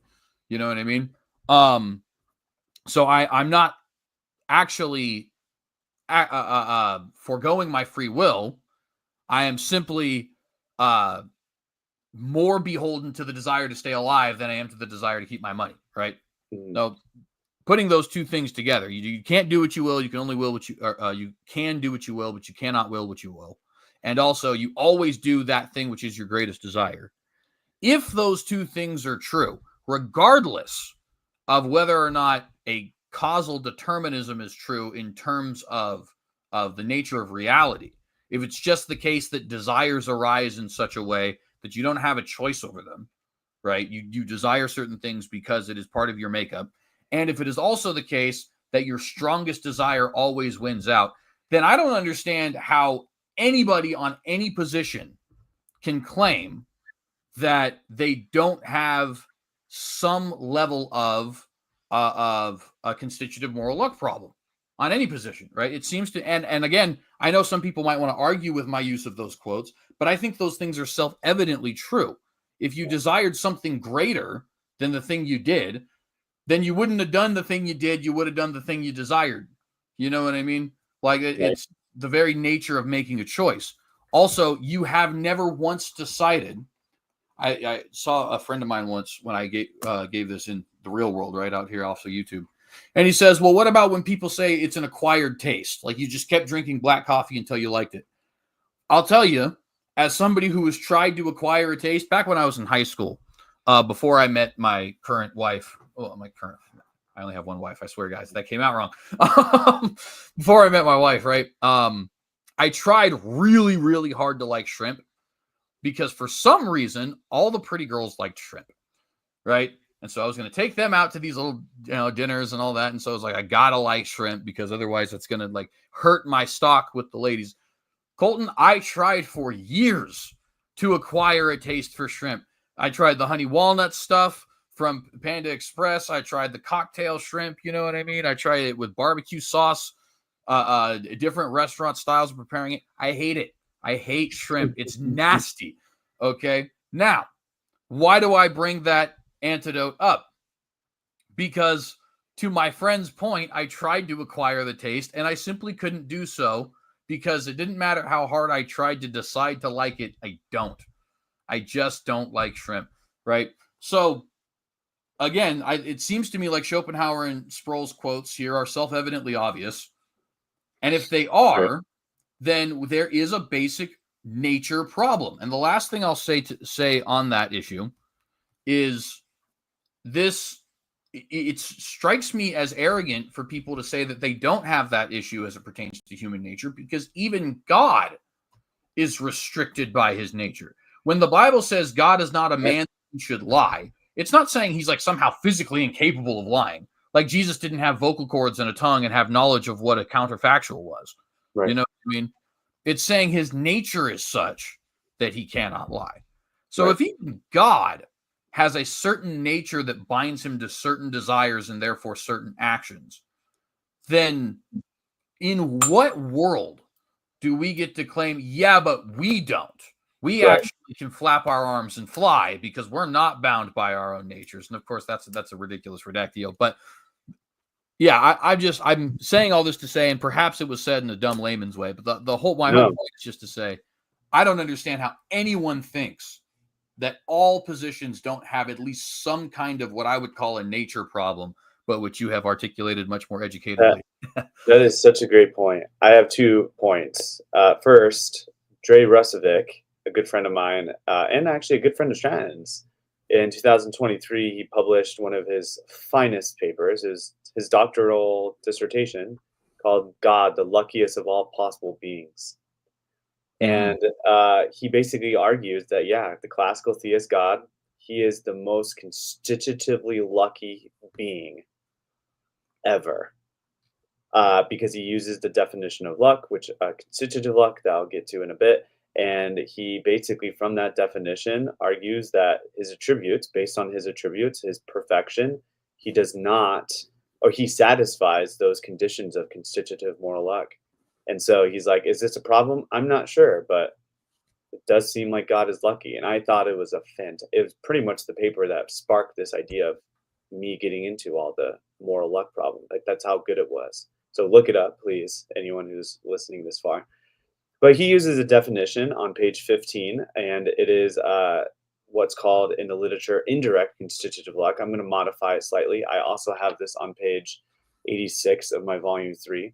It's that S is subject to indirect constitutive luck only if some voluntarily acquired or possessed trait or property P of S partially influences how S acts.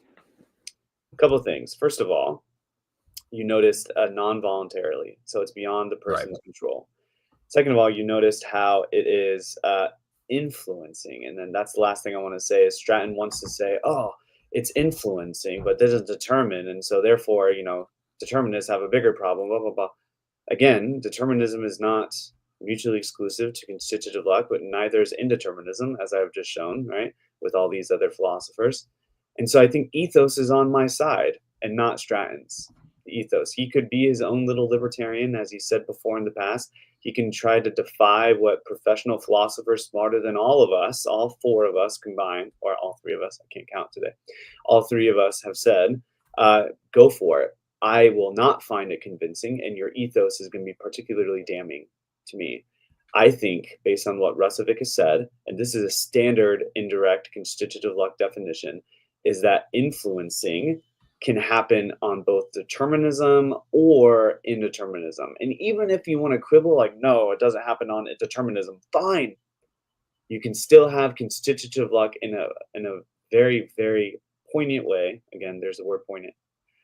In a way that is not problematic to the determinist. But the point I'm trying to make is this: it still influences how you act. Yes, Dr. Stratton, you have a constitutive luck problem. Real quick note, I just want to say, well, you're talking about that word. I haven't heard the word lacuna in like 6 years, and that's a fun one. That's a really fun one. Yeah. So, yeah, it's anyway. Yeah, I completely agree. And actually, I do want to check out that paper because I have not read that or even heard about it. I mean, obviously, I knew he had a dissertation because he has to, but yeah, it's phenomenal. Rusovic's paper, it's really good. And by the way, I just want to say, if we could move on in the video, he does argue, okay, that Molinists have a very, very hard time with a different kind of moral luck, and that is circumstantial moral luck. you've mentioned Craig just moments ago, right? Craig, right? What Craig is describing is circumstantial moral luck. And it is not from any, again, the ethos I think is on my side, any philosopher doing any area in this work or work in this area, is going to say that a Molinist has a big circumstantial luck problem. They have a very, very big circumstantial luck problem. So you can move on in the video if you want, skip around. It doesn't matter to me. Absolutely. Oh, that's a shame. I just got a notification on the corner of my computer. Apparently Russell Westbrook is retiring. Not relative to what we're talking about, but that's a shame. I'm a big Russ fan. Anyways, moving on. What about luck problems on Molinism? That's fine. Let's go ahead and jump. I don't want to. These brackets they have in YouTube are never quite precise, so I just want to make sure I'm getting to the right place. But let's see. Logically impossible for them to do otherwise and take any so-called way of escape that Scripture talks about, or that God supposedly provides. So the circumstantial luck one finds themselves in on Molinism or any other libertarian freedom permitting view does not necessitate all of one's physical and mental actions. Back up a little bit before sentencing them to prison because they murdered another person or any other crime, right? They're just guilty of the crime no matter what personality type they have. So if Ed is true, on the other hand, God determines the person who sins in their anger to sin in their anger, and they cannot do otherwise. Thus, it's logically impossible for them to do otherwise and take any so-called way of escape that Scripture talks about, or that God supposedly provides. So the circumstantial luck one finds themselves in on Molinism or any other libertarian freedom permitting view does not necessitate all of one's physical and mental actions, all of their false metaphysical beliefs, or their eternal destinies. Those things aren't determined. So anyway, things like personality types are heavy influences. Nature and nurture are influences, but they are not antecedent conditions sufficient to necessitate all of my thoughts, all of my beliefs, all of my feelings, and all of my actions. True. That's good. That's good. To take this even to the naturalistic angle, I once heard an atheist describe the fact that we didn't have any free will with the fact that nobody's really guilty of murder, right? Because they are just doing and reacting and responding. But we should still have prisons because we have to take people who doesn't have the free will not to kill and sequester them off from society so that humans can flourish. Mm-hmm. At the very least, I can say, because that's a reference to Sam Harris. At the very least, they're not only sneak dissing us; they're doing it to everybody. So I guess that's fair. Right. I'm kidding, of course, but yeah, that's unless Josh Klein has heard that from somebody else, I'm almost certain that is a reference to Sam Harris. Yeah. Now, go ahead. Oh, sorry. I was just going to say, I did want to point out here that when he's saying that's not sufficient to necessitate, this, that, and the third, in a positive sense, I guess that can be true. In a negative sense, which I think is very important, it's not. So what do I mean by that? Well, if you're born on the island of Hawaii in the 1500s, then that condition alone, that circumstance alone, is sufficient to make sure you can't believe certain things. For example, the resurrection of Jesus Christ. It's not sufficient to determine you will believe certain things, but it definitely guarantees you will not believe certain things, some of which could very well hold your eternal soul in the balance. So I think that that's a good point. A little bit of an important thing to address here. I think there's still more for him to get to here, though. So if you want me to press play here before you say anything, I certainly. No, I had 2 points. One actually that I totally forgot about, but I want to slightly go back. Is he accused us of a tu-quo-que fallacy? And I didn't really. It's not really an issue that I want to talk about too much, but I think that he doesn't understand what a tu-quo-que fallacy is, because it only is a tu-quo-que fallacy if you're not addressing the problem that the other party has given you, and then you're trying to dish it back as if it's your problem too. So, I guess we're both sinking. I addressed the problem and I accepted it. So I think that's a little bit different. There's tu-quo-que strategies, arguments, and tu-quo-que fallacies. And so I addressed the issue. I think we are causally, morally lucky. Yes. And then I said, but shouldn't be an issue because everyone has a type of moral luck that they have to dish out. It's just which view is going to be left standing. And then I started talking about the constitutive luck and circumstantial luck. That was in the original video. Second thing is he did talk a little bit about 1 Corinthians 10:13 here. He doesn't mention it, but I do want to say my whole volume is dedicated, as CJ earlier mentioned at the beginning of the show, dedicated to 1 Corinthians 10:13, and a heavy dosage of that volume is on constitutive moral luck, and how a particular way of responding to temptation at non-derivative times is constitutively morally lucky, and that is for the indeterminist and the determinist. I think it's for both. So I won't go into details here. Feel free, read that, but I'll leave it at that. Yeah, and by the way, guys, link to Colton's academia page is in the description. It's not a link to that direct article, but you'll find it there, as well as a 3-volume set that I actually haven't read, but nevertheless, I have read the one on 1 Corinthians 10:13, the 75-page one. I think that thing is honestly excellent. I've actually recommended it to one of the guys who's in the, well, at least he was in the live chat. I'm not really paying attention to the live chat now, but when we started this, my good friend Kevin, who is a provisionist, was using 1 Corinthians 10:13. I was like, do I have something for you, my friend? And so, yeah, that was, it's very good. So please do consider checking that out. Yeah, we can move on. It was bizarre. I can't remember who it was. It was a well-known atheist, and I can't remember exactly. Yeah, I've heard that before too. But notice, even they say, well, we should still sequester them. Well, what do you mean by should? You're either determined to do that or not. So yep. Should start to get really hard to understand on deterministic views. Yeah. Smuggling in that libertarian language. All right, so... Right, but that's not a... See, and this is something I have to rant on this constantly because it frustrates me. These guys do realize that like 75% of philosophers are compatibilists, right? Like, it's not a small number. And does that mean we're right? No, it doesn't. But this idea that, like, well, you're smuggling in libertarian language. I remember I got in a back and forth with Dr. Flowers on this, where he's like, you guys are redefining free will. Like, actually, it's the other way around. Yeah. Do you have a monopoly on free will terms? Is your name on it? Like, wow, I didn't know that your name was on the word and the phrase free will. Wow, that's crazy. Right? Trademark. It is. And it's like, it has actually been much, it has much greater antiquity. It's been much more well established. The libertarian view is a relatively novel view, which is not to say it didn't exist among the ancients. It certainly did. But in terms of like its full-throated academic existence, it's really post-Enlightenment that libertarianism gets going and gets going well. Aquinas is a compatibilist, and Augustine is a compatibilist. And we don't know what Justin Martyr thought, but it's at least very likely that he was a compatibilist. Zeno's a compatibilist. Aristotle's a compatibilist. Plato and Lao Tzu and Leibniz and, I mean, etc. You know what I mean? Mm-hmm. It's really post-Enlightenment, and in the empiricist camp, where you start to see the existence of people pushing this free will problem, although not all of them, to be fair.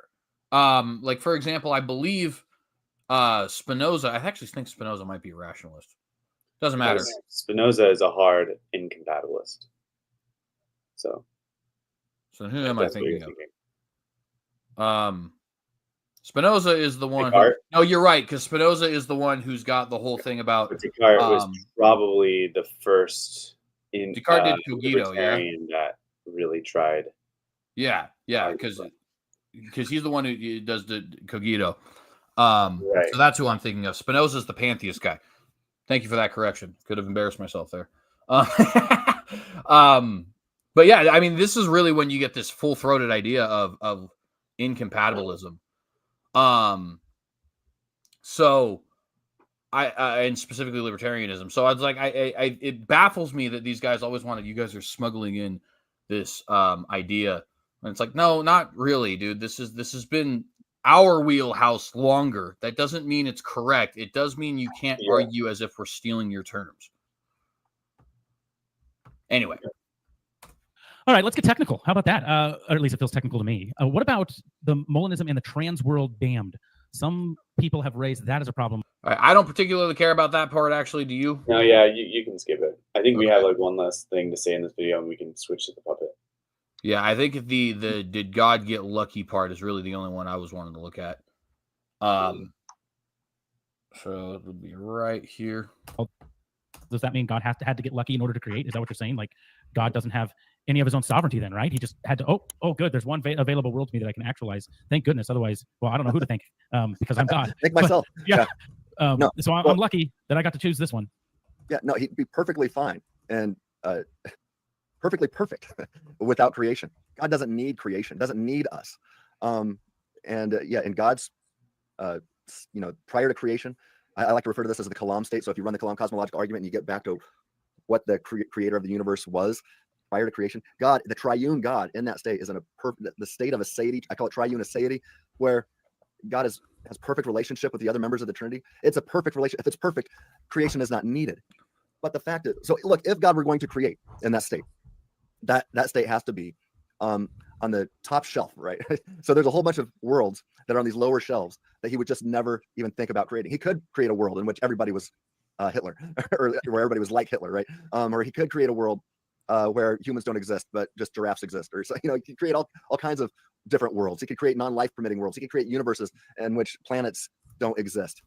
Just do the fine-tuning argument. And when you start to do the fine-tuning argument, you see all these other different possible worlds that are not just that God could have created, but were more probable than our life permitting world, unless there's an intelligent designer there. So there's all kinds of different possible worlds God could create. And so I say, so why does he pick this one? And I say, well, it's probably because this is the one feasible freedom permitting world. And by the way, that free will is vital. This libertarian freedom is vital for us to be rational agents, moral agents, so that we can love. I say that true love, or the best kind of love, can't exist if God determines all of our thoughts, feelings, emotions, and actions, right? We're just puppets then. We're going to talk about that more soon. But we're not in a true love relationship, or at least the best kind of love relationship with our Creator, which is what God wants. After all, the greatest commands, Jesus' two greatest commands, is to love God, right? Love each person of the Trinity and love each person the Trinity's ever created. Life is all about love, and that's the mark we're supposed to hit. And to miss that mark, which is the definition of sin, is when we fail to love God and others. Let's say there is a world in which God could create where everything is determined, that he determines everything, who's going to believe him or not. So he could do that. And then there's a world that he creates that says, I'm actually going to create a world where people freely choose me, even though I know what they're going to choose. And he, not because he doesn't have the power to create both of those, but he knows that those are two options, and he says, actually, the one that brings me most glory is the one with the freedom permitting world. Right. That's what I'm going to create. So it's not like he lucked into creating this world. No, it's like, he just knew this is what brings me the most glory. Am I tracking with you? Yes. Okay. I mean, what brings God the most glory? When the most amount of people love him in return. And for the best kind of love, you got to have libertarian freedom. All right. So that's pretty much what I wanted to get to there, and this is the last thing we're going to have. First off, the last comment I just think is false. I don't think, like, for example, this might sound even weird, but I don't even know what libertarian free love means, because back to that whole thing about like desires and choices and stuff like that, there is certainly a decision element of love, no doubt. In fact, I've even gotten on my soapbox before about like when people get divorced, like we just grew apart, or would you rather we stay together and hate people? It's like, well, respectfully to all you guys, hating your spouse is a choice, right? So there's an element there of choice that's necessary. I don't know if it has to be a libertarian choice, but certainly an element of choice there that is necessary. I won't deny that. At the same time, though, I think all of us have gone through the courtship / dating stage of our life, whatever that happened to have been for you, whether it was courtship or dating or whatever, right? Mm-hmm. And sometimes you realize there are just certain people that you're not compatible with, which is fine. There's nothing wrong with that, right? I, for example, with my wife, I don't think that I ever decided, well, I certainly didn't decide I was attracted to her. That's not a thing that happened, right? But then as far as like liking her specific personality over and against other personalities that other women have that are perfectly fine personalities to have as well, that wasn't really a decision either, right? So is there some element of choice necessary in love? Sure, but compatibilist believes in choice, first of all. And secondly, it is only some element. A great deal of love actually is kind of inherent. I have a baby now. I don't think the initial feeling of love towards that baby was a decision. It's almost something that happened to me. You know what I mean? Like he exists, and now there is a object of my love. Now I can, like I said, there are certain elements of decision I can make that go into that, like to treat him well and to be a good father and all those other kinds of things. But That wasn't a choice I made. So I don't actually even know why we need libertarianism to have love on their view. It seems to me like the best thing they can say is, well, somebody has to choose you rather than be forced. But then at that point, that just falls back onto like, yeah, but we don't disagree with the element of choice. And I don't know. Anyways, that was the first thing. Right. The second thing is when it comes to the cosmic card dealer objection, which is essentially what he's getting at here with his God lucky. If it is true that God, let's say you have 5 possible worlds, just to make this very simple, right? And each of those possible worlds has, we'll call it a glory level. 5%, 7%, 8%, 9%, and 12%. Let's say that, right? All right, so the max God can get is 12% glory because there's only 5 possible worlds. So he decides to create that so that he can have the max level of glory or whatever, right?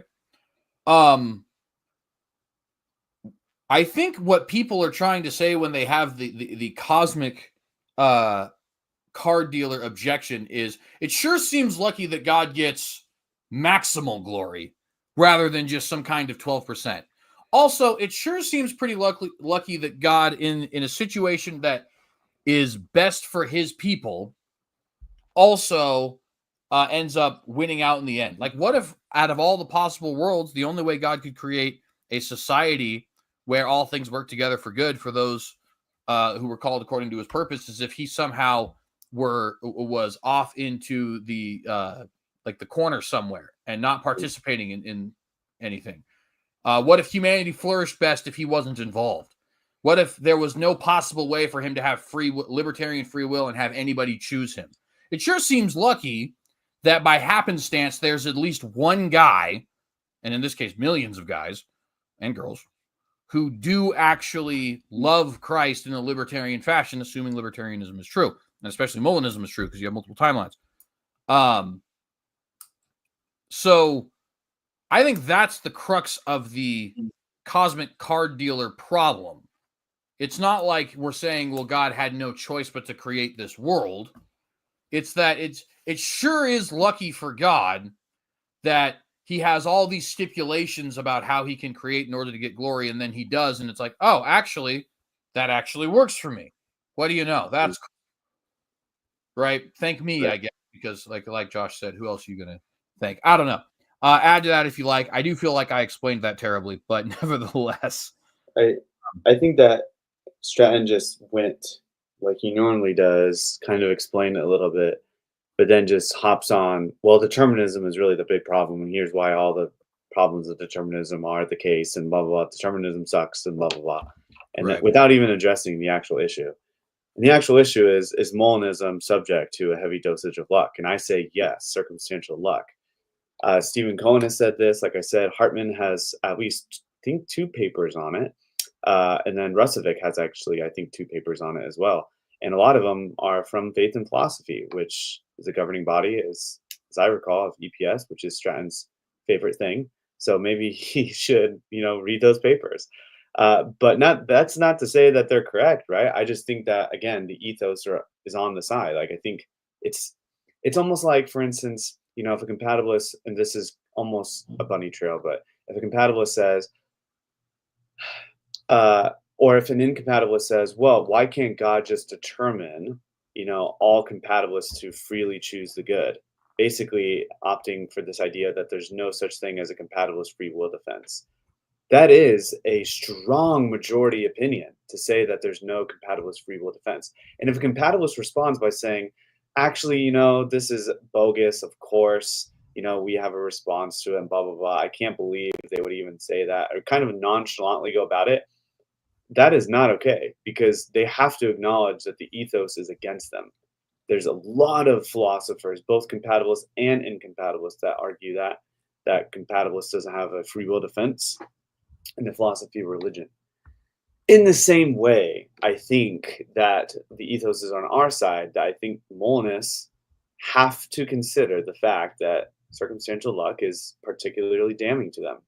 And if it's not, and I don't honestly think it is, I really don't, then they have to discuss the inner workings of that kind of moral luck.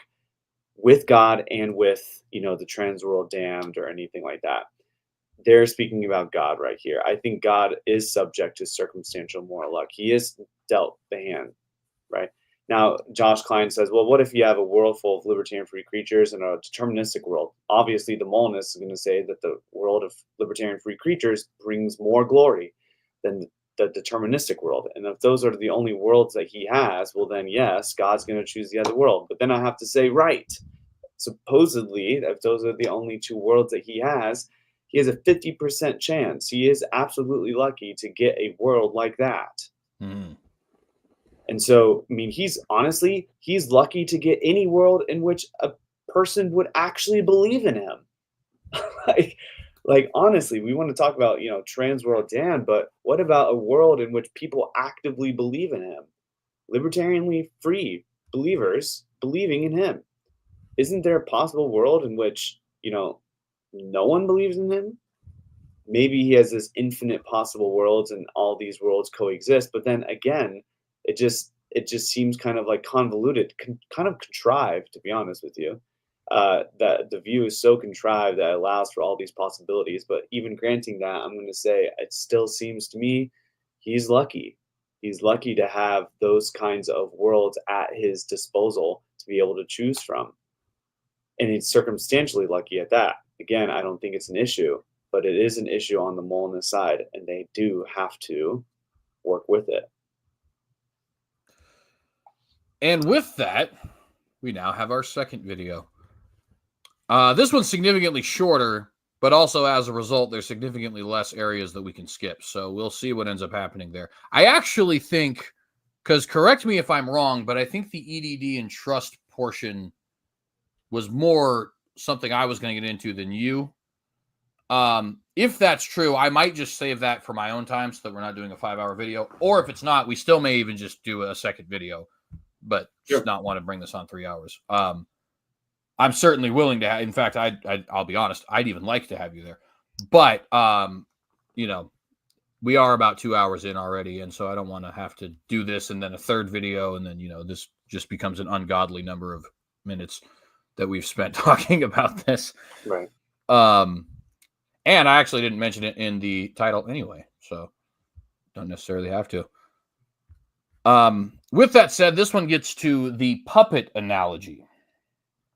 And as bad as the previous video was, I actually think this one's worse, personally. But that's just me. So let's go ahead and jump right into this. And yeah, hope you guys enjoy. How is a human different than a puppet if Ed, exhaustive defined determinism, is truth? I still hate Ed. I still hate that term. I cannot stand that word. Anyway. Force or influence. Action and mental actions of every human. So there's somebody out there that calls you, sarcastically, their biggest fan, or your biggest fan, and claims that Guillaume Bignon, which, by the way, is one of the best names in all of the theology realm, Guillaume Bignon. I wish I had a name that cool. That he has already answered this question in his book, and that you have not read it, or you haven't considered it, or you haven't adequately addressed it. That's the claim from the so-called biggest fan, right? Yes, that is the claim. He says that I have not read Bignon's book. Or if you have, you haven't adequately addressed. Okay, or understood it. Yeah. Yeah, no, I've definitely read his book. In fact, I think I was probably one of the first people on the planet to tell everyone that, this was shortly after his book was published. I ordered it before it was published, had it delivered to my front door, and started reading it that same day. And that was years ago. I know that was before COVID. That's like 1 or 2 years before that'll happen. So anyway, I was one of the first people on the planet to read that book and then to go public and tell everybody that they need to read that book, even though I disagreed with it, because I thought it was one of the best defenses of divine determinism that I've ever seen. But it fails at the end of the day, I believe. But that, for the record, I haven't actually read the book. I've watched an awful lot of the interviews of Bignon talking about it, and he is definitely one of the most brilliant defenders of determinism out there. So I would agree. Anyways. Does not mean it wasn't a brilliant attempt. And so, there's atheist books that I tell people they need to read. Obviously, I think their arguments fail, but like with John Schellenberg's argument from Divine Hiddenness in his book on it, I tell people, no, you have to read this. This is probably one of the best arguments for atheism I've ever seen. Or with Alex Rosenberg's book, I think it's The Atheist Guide to Reality. Might be getting that wrong. I tell people, you got to read that because here's an example of an atheist who's trying to be consistent across the board. Does that mean that you should be an atheist? Absolutely not. I think their arguments fail, but that doesn't mean that they're not brilliant authors, right? Or good writers. I think the same thing about Guillaume Bignon. I think his book fails at the end of the day. That doesn't mean that Guillaume Bignon is not brilliant. He's a great philosopher and a good writer, and I think he's got a great sense of humor as well. But I was telling people they got to read that book a long time ago. Now, because I've read Bignon, I also carefully chose how to set up my question to avoid Bignon's attempts to avoid the problems. Real quick, somebody might ask, what was the point of that? Well, couldn't we have skipped over that? Well, no, because it's a good setup for what Stratton's about to say. Because I think you guys are going to be able to see pretty quickly that he is at the very least, I won't say he's lying about reading it because I don't know that, and I also have no reason to believe that. But at the very least, he is not properly grasping the ideas that Bignon is talking about regarding the puppet analogies. Mm-hmm. So let's look at what I said again. First, I offered multiple definitions of a puppet found in different dictionaries. And then I noted that I said a puppet is a created thing that is fully controlled and determined by antecedent conditions, namely the decisions of the puppeteer.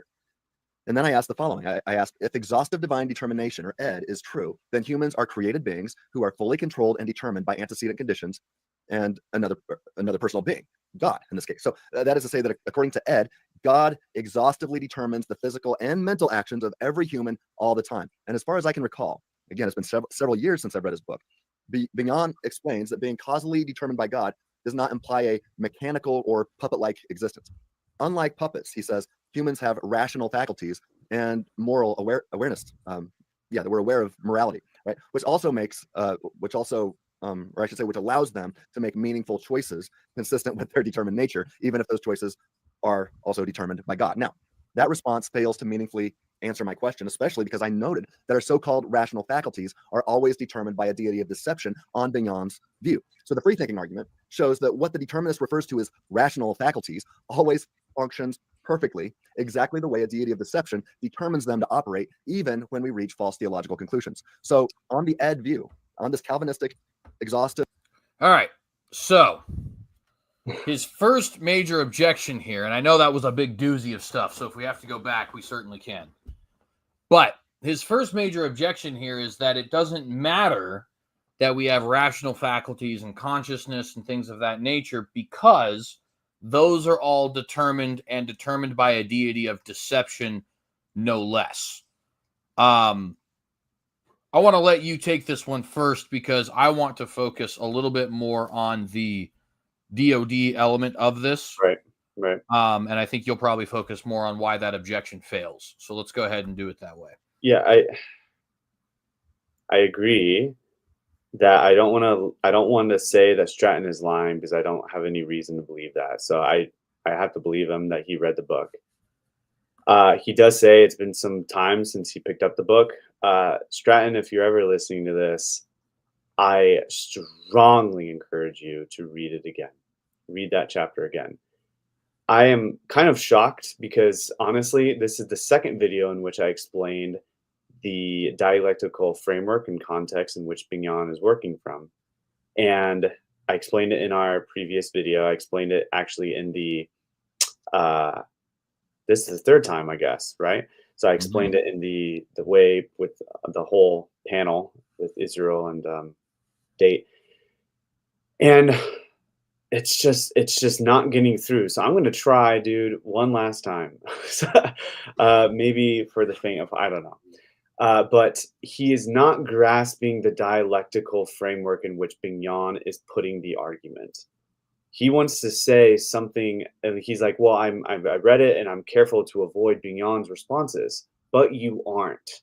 Because what you want to do, Stratton, is what he wants to do is he just wants to say, oh, if determinism is true, therefore, everything just, he's basically like a buzzword. If you hear determinism, nothing follows. Everything is just out to the water. Because the DOD and blah, blah, blah, consequence argument and manipulation, blah, blah, whatever. That's what he wants to say. And that's what he is saying right now. But the issue is it doesn't follow the dialectical framework of the argument. Arguments are not presented in vacuums. They are a dialogue, and they are from exchanges.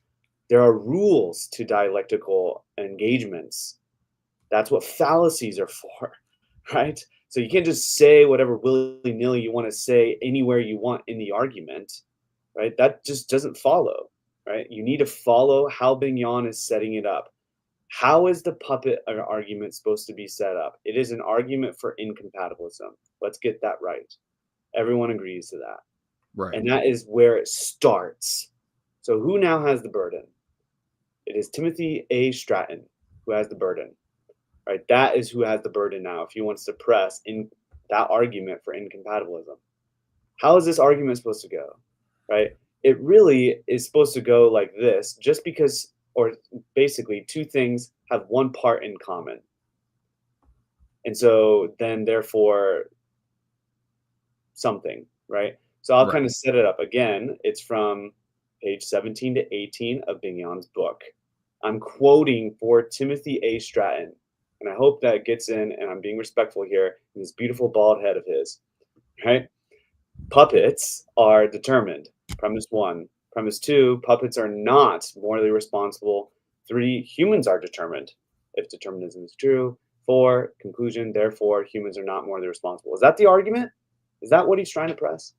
I think it probably is, but I don't think it's a charitable reason and a charitable argument. Why? Because as Bignon said, it presses the undistributed middle fallacy, right?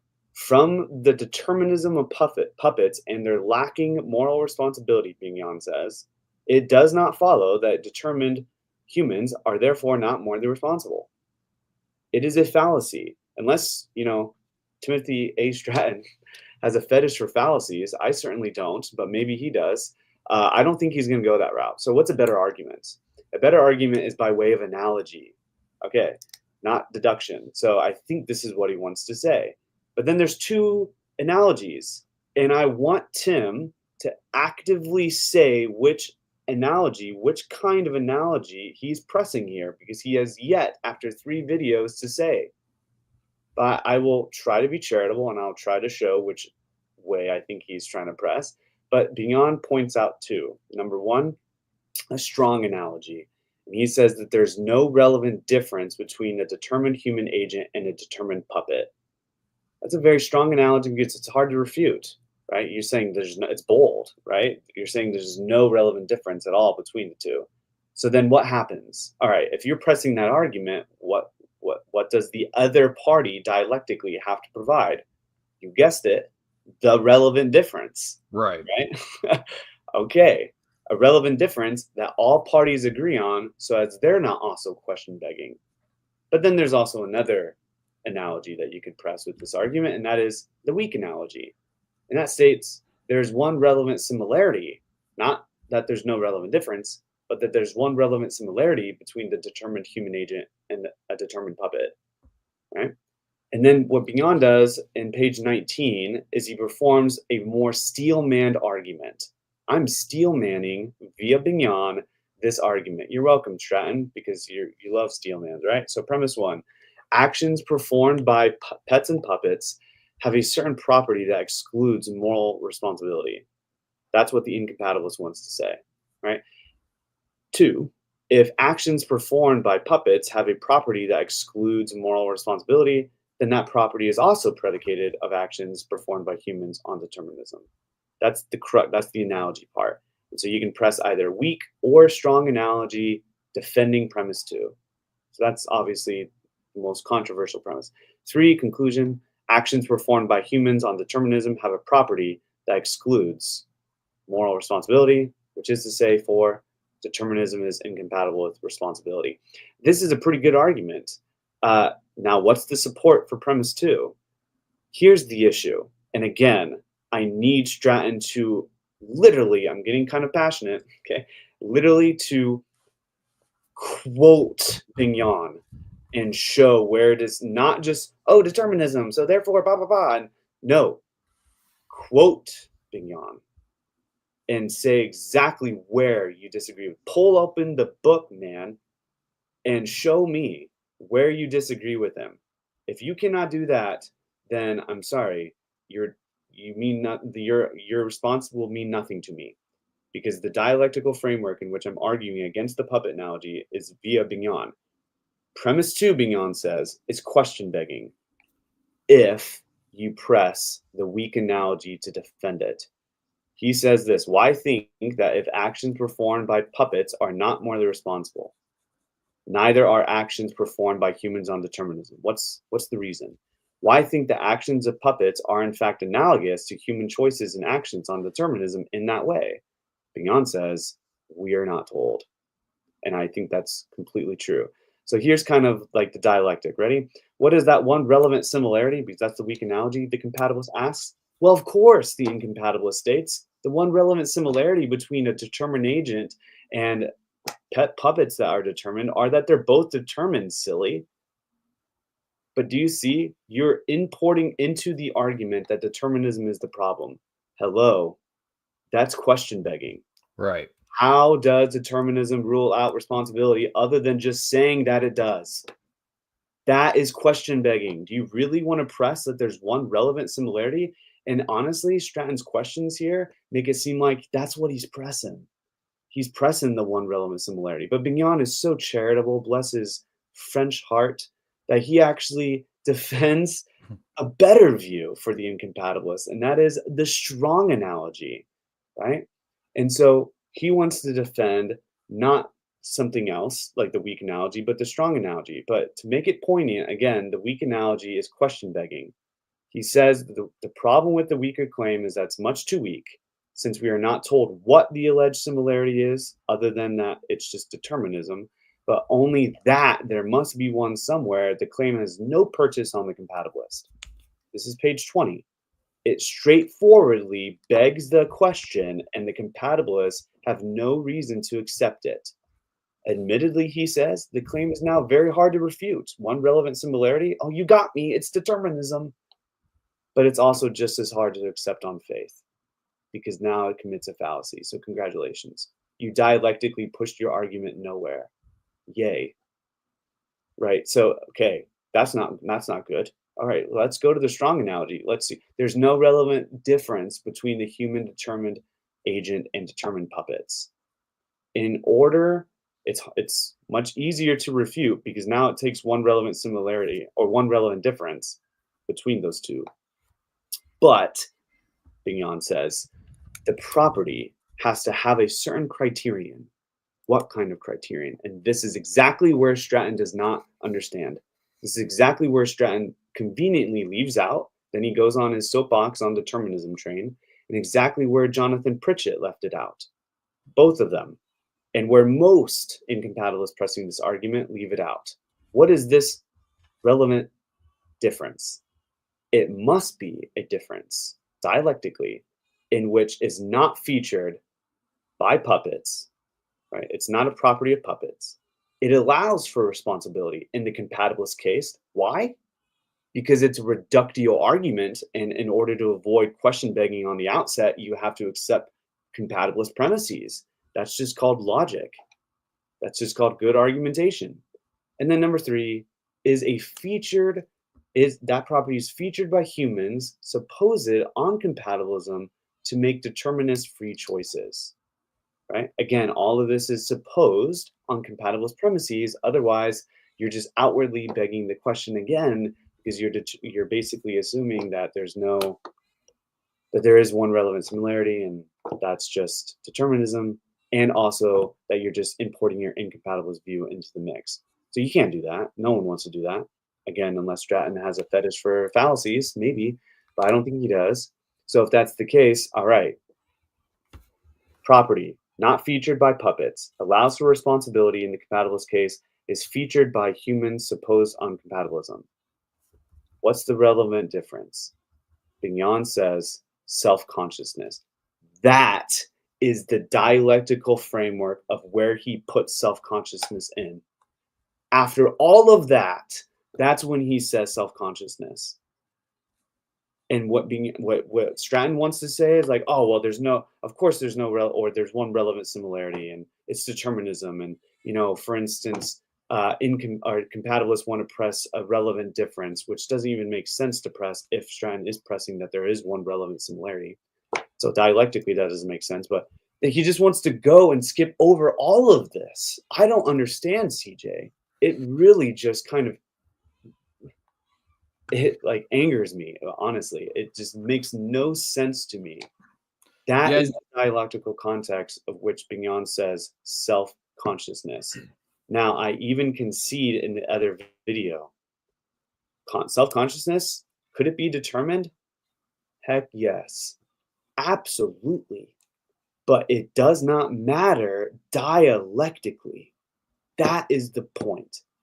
That is why claiming that the consciousness part is determined is irrelevant, because it shouldn't be used as a rejoinder to the compatibilist. It only demonstrates more the question-begging intention of the incompatibilist in the first place by pressing that there's no relevant, or that there's one relevant similarity, namely they're both determined. So even if my self-consciousness is determined, I still have it, and puppets do not. It fits Bignon's 3 criteria. So my challenge again to Stratton, where specifically does Bignon get it wrong? Where are his 3 criteria false? What is wrong with his weak and strong analogy frames? Answer those questions. Answer those. Answer those. I feel like a broken record, you know? This is the last thing I'll say. I'm a math teacher. Teenagers are notoriously ridiculous, and they don't learn anything oftentimes. And it's really hard, you know, they're teenagers. And there's some things in the class where I know that students will get it wrong because I teach them, and I've been doing it for years, a decade, right? And so I know that kids will just get this wrong. To ensure that they don't get it wrong, I will repeat that thing literally for almost 5 minutes nonstop, and kids will hate me for it. Like I will say, like, the domain and range of a parabola is negative infinity to positive infinity. Negative infinity to positive infinity, negative infinity to positive infinity, negative, like literally, I'm not joking you. I'm not joking you, CJ. I will say it for 5 minutes, like almost straight. And they'll be like, okay, we get it. You know what happens though? They don't get it wrong on the test. Well, I mean, that's good teaching, right? What I'm saying is respond to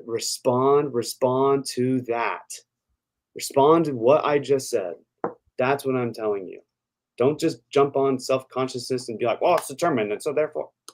You missed the point. I digress. I'm done talking. Well, and so there's a couple points I want to add to that, and then I want to get on to a little bit about this DOD element, because it seems like he's hinging a little bit of his argument here on the DOD. True. First thing I want to point out is because Pritchett did the same thing where he's like, I don't really care about this self-consciousness thing. I think at the time you had said something along the lines of, well, you can't use that as a response because you're basically just going back to saying, well, it's determinism, and that doesn't actually answer the question. And Pritchett said something along the lines of, you can't use the one thing that defeats the argument, which I know he's kind of trying to be coy and funny, but the issue there, I think, is if you're looking for only one relevant difference, that meets the criteria. There is no consciousness in a puppet. There is consciousness in us. Therefore, you have a relevant difference, right? But at any rate, the other point that I wanted to make there, as far as the idea that God has determined faculties, I don't think that matters personally. Like when people say, yeah, but God determined your mental faculties and consciousness as well. It's like, okay, that's fantastic. And as an argument in favor of what I'm saying there, you know, Descartes, when he has this whole, I don't remember exactly how he says it, cogito ergo sum, I think. Yeah. I think therefore I am, right? His whole point there is he's trying to find justification for any of his beliefs, given the possibility that what has come to be known as a Cartesian demon could exist, right? Where he's basically, this demon is just manipulating you in such a way that you can't trust your senses, you can't trust your thoughts, you can't trust, anything. But right. Descartes comes to the conclusion, well, I think, so therefore, at the very least, I can trust that I exist. The mere fact that I'm having doubts demonstrates that even if there is a Cartesian demon out there controlling everything, I at the very least exist. And then he starts to build all of his other ideas off of that, right? By that same token, the fact that I am conscious, right? The fact that I have any sort of rational thought to begin with, I think in some sense does demonstrate a major relevant difference between me, a non-possessed agent, is the way I'd put that, right? In other words, God is not like, The Happening or something like that. Not The Happening's a poor example because that's with the plants and stuff. What's the one with Jeffrey Dean Morgan? I'm not really huge in the horror movies, but there's the Possession. Come on, Jay, really? That's what you're talking about. I'm not like The Possession, Jeffrey Dean Morgan's daughters, right? Where they are they are literally possessed by a demon doing the will of the demon kind of thing on virtually any Calvinistic system. I have my own thoughts. I have my own consciousness. I have my own seat of consciousness, my mind, right? And that is a relevant difference, and a major relevant difference between me and a puppet that literally has to do whatever I say because I am quite literally possessing it. My hand is in there, right? Kind of thing. So it doesn't, maybe I'm naive for saying that. Maybe I need to read more. I don't know. But the whole, but your consciousness is determined too, to me is like, and apples are red. What's your point? Now, that being said, because Stratton may respond with, but your consciousness is determined by a deity of deception. That's the problem, right? And so this is why I want to get a little bit onto this DOD thing. I won't go into the whole thing, but first of all, guys, if you're interested, link in the description on the DOD deception argument, why Dr. Tim Stratton's DOD argument fails. I have done a 25-page paper on this. I think that the DOD argument is horrid, if I can be honest. I think it's very, very bad. What's relevant here? Well, we just need to quickly demonstrate that God is not a deity of deception. And I want to preface this by saying one of the problems with Stratton's deity of deception argument is that he argues God deceives, therefore God is a deity of deception, which cannot work because self-evidently God does deceive in numerous places through Scripture. Stratton will say yes, but only non-believers. That is not true. He has, I think, the best example, the most obvious example, deceived Abraham into thinking that he wanted his son Isaac to be sacrificed. However, that is not the only example. Christ says that he deliberately hides, which is a form of deception, his true words, not just from the non-believers or the fake believers surrounding him when he's explaining in Matthew 13 why he gives parables, right? But the disciples come back and say, what do you mean? Right? They don't understand it either. So he deliberately deceives his disciples by way of making an unclear point so that he can separate the disciples who would then come back and say, what did you mean by that, Jesus? Demonstrating they are true believers. And then he'll explain it to them plainly from those who are false believers. Now, righteous goal. However, notice how he achieved it. He achieved it by giving unclear words, which is a form of deception, right? And nobody gets it. Everybody's confused. And again, that separation then takes place. He also tells the disciples, and this is deception by way of omission, not to go tell anybody about the different things that he's told them, whether it be some miracles sometimes, or whether it be a certain teaching he's given after he's explained a parable, when he tells them plainly that he's the Christ, right? Because it's not yet the time. Right. So those people don't get to know these things. They don't get to have access to those true philosophical beliefs or theological beliefs, because it's not yet the time. Were some of those people eventually saved? Well, I think it's very likely, considering the fact that in Acts, there's talk of, Peter literally says, you guys crucified Jesus, but there's a path open to you if you repent. I'm paraphrasing, but read Acts chapter 2. It's essentially what Peter says. So, and I think history records for us, Nicodemus does end up converting. Whether or not that's true, I don't know. I have no reason to doubt the historical record as it pertains to Nicodemus's conversion, which means at least one example did actually convert, is a Christian. Why do I bring all this up? Because there's a basic definitional problem here. God deceives, therefore he is a deceiver. If you want to buy that, I don't think that's true. And I'm going to point out in a minute why I don't think that's true. However, if you want to buy that logic, well, then he just is. He just is, because he deceives not only the wicked, but he also deceives even his own followers when he has a righteous purpose for doing so. And I just gave 3 different examples of how that takes place, right? And I'm sure there's others. Now, it is not true that because somebody engages in an act of deception, they are a deceiver. For example, we gave him and Pritchett gave the example of, and actually they were piggybacking off of our example. So we gave the example, they piggybacked off the example. Now it's ended up in the paper, yada, yada. Right, See what's happening. Anyway, of a wife planning a surprise birthday party. She may deceive you. She is engaged in an individual act of deception and maybe even multiple acts of deception to ensure that you don't come to the truth, come to the knowledge of your surprise birthday party, right? Does that mean she is a deceiver in the colloquial sense in which we use it? In other words, that she can't be trusted? And I think the answer to that is obviously no.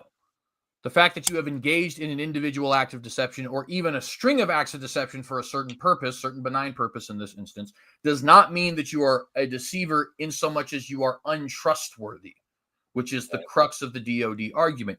And I can demonstrate that very easily by planning a surprise birthday party for you. And Dr. Stratton, if I planned a surprise birthday party for you, I guarantee you, provided we were friends, you would not use that, which, of course, right now we've never actually spoken face-to-face, so we can't say that. But anyways, you wouldn't turn around the next day and say, I don't know, I just don't know if I can trust you, CJ, because, you deceived me about, and yeah, it was a good party, and I get that you had a good reason for it, but that's not relevant. The fact is you deceived me, so I can't know if what you're telling me is the truth. You would never argue that way because it's absurd. It's ridiculous. It's a completely ridiculous thing to think, right? And when we use the phrase deceiver, what we're talking about is somebody who habitually engages in deception, right? Mm-hmm. Third point, to determine someone to be deceived is not the same thing as to deceive. Those are not the same things at all. I use the example, I give some lip service to the example of the beer drinker, only because after you had brought that up, Stratton did actually concede that was true. He said, yeah, that's true. Determining you to drink beer does not make Jesus a beer drinker. But he then specifies, he says, okay, well, with that being said, it doesn't, he might be morally culpable for underage drinking in that instance, which I think is wrong, but nevertheless, he at least conceded it, so I paid some lip service to it, right? But the main example I used was the same example that you find, what is the guy's name? Monada? No, it's Chrysippus, I think, the Stoic philosopher in Rome. He used the example of a doctor, right? And he's talking about, obviously not theistic determinism necessarily because he's not a Christian, he's a Stoic, but he's talking about the idol argument. And he brings up how, people can be deceived, or excuse me, not, hang on. He talks about how people can, it can be so that you are determined to be healed because you are determined to go to a doctor who has the answer to your ailment, right? Right. Why is that relevant as it pertains to this? Well, because if it's theistic determinism, God has determined you to go to the doctor and thereby be healed. According to Stratton's logic, therefore, God is a doctor. That does not follow. It's a non sequitur, right? Now, and I know somebody has brought up to me before, well, we do call Christ the great physician. That is true. That is also in reference to miracles and healings. It is not in reference to saying he's literally Dr. Smith down the street, right? Mm-hmm. God determining you to be healed does not make God a doctor. God determining you to have a successful surgery does not make God a surgeon. God determining a building to be built does not make God an architect. God determining you to lift weights does not make God a personal trainer, so on and so forth. That's a non sequitur, right?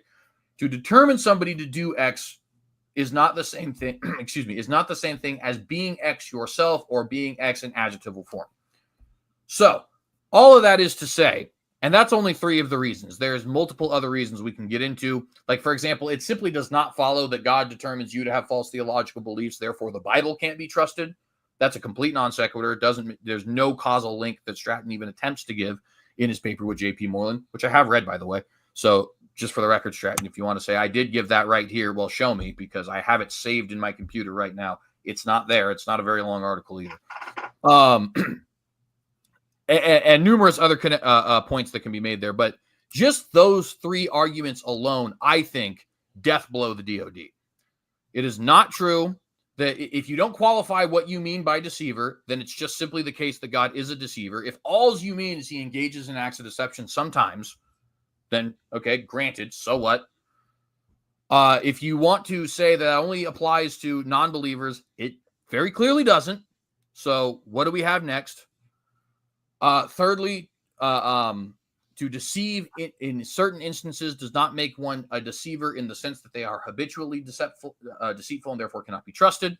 And fourth and finally, to determine somebody to do something does not mean you yourself are the doer of that something. And by the way, one more element I'd like to add here that will make its way, thank you, Israel Trujillo, into the second edition of this paper is one also has to make the argument that God deceives individuals who have, how exactly did he word this? God deceives individuals who have proper justification for their beliefs. In other words, God sets up situations where somebody has proper justification for their beliefs, therefore believes them, is deceived anyway, right? And I don't think Stratton has ever convincingly argued that point. I am going to be editing, by the way, Israel, if you ever watch this, I'm going to be editing my paper and crediting you for that particular thought, because I thought that was a fairly good thought. It's a good point. I have justified true belief because I have a direct acquiescence with the evidence. Direct acquaintance with the evidence. You have to prove to me that my justified direct acquaintance with the evidence is determined to be false, right? That God has determined that to be false in order for your argument to even get off of the ground. So that's another point I want to make there as well. The entire DOD argument, I think, is an absolute failure. I think all 5 points fail. I think it doesn't properly define determinism. And while I'm on the subject, it's also, it fails in the basic understanding of what deductive logic is. Stratton has said when we brought up that argument, I think you initially brought up the argument, but I have since parroted it, that premise one can't be granted, right? Because you can't prove, it's neither provable or falsifiable that that all Christians have false theological beliefs. He argues, well, yeah, but in order for the deductive syllogism to be true, the premises only have to be likely. Very easily disprovable. Let me show you how. Colton, or all men are mortal. Colton is probably a man, therefore Colton is mortal. Doesn't work. Doesn't work because that second premise, he's probably a man, doesn't lead to he's definitely a mortal. You see what I'm saying? So, and that's stuff I learned in Philosophy 101, right? Deductive logic deals in absolutes. It does not deal in possibility. That's induction. You can make an inductive argument if you like, but at that point, it's not going to have the strength that you want it to have of the conclusion necessarily following from the premises. So right. I think it's a fundamentally flawed and backwards argument, and I recommend everybody read that paper because guess what? I have endorsements from people who are pretty important. But anyway, rant over. Sorry if I bored anybody. No, I think when last time he responded, I also am a big critic of the DOD, but last time he responded, it did make me think a little bit because it was kind of new. And honestly, it sounds a little mean, I guess, but there's not a lot of new things that come from Stratton, like at least in the way he rhetorically goes about presenting the argument. Right. There's and they are all almost his arguments, right? There's nothing new to kind of engage the conversation. But he said this, and with response to premise 2, he wishes to say that if God deceives S about some topic X, then X and only X is untrustworthy for S. And so when he said that in the last video, I thought that was like, oh, okay, that's kind of new. That's a new development. How he's kind of, maybe he meant to say that the entire time. I don't know.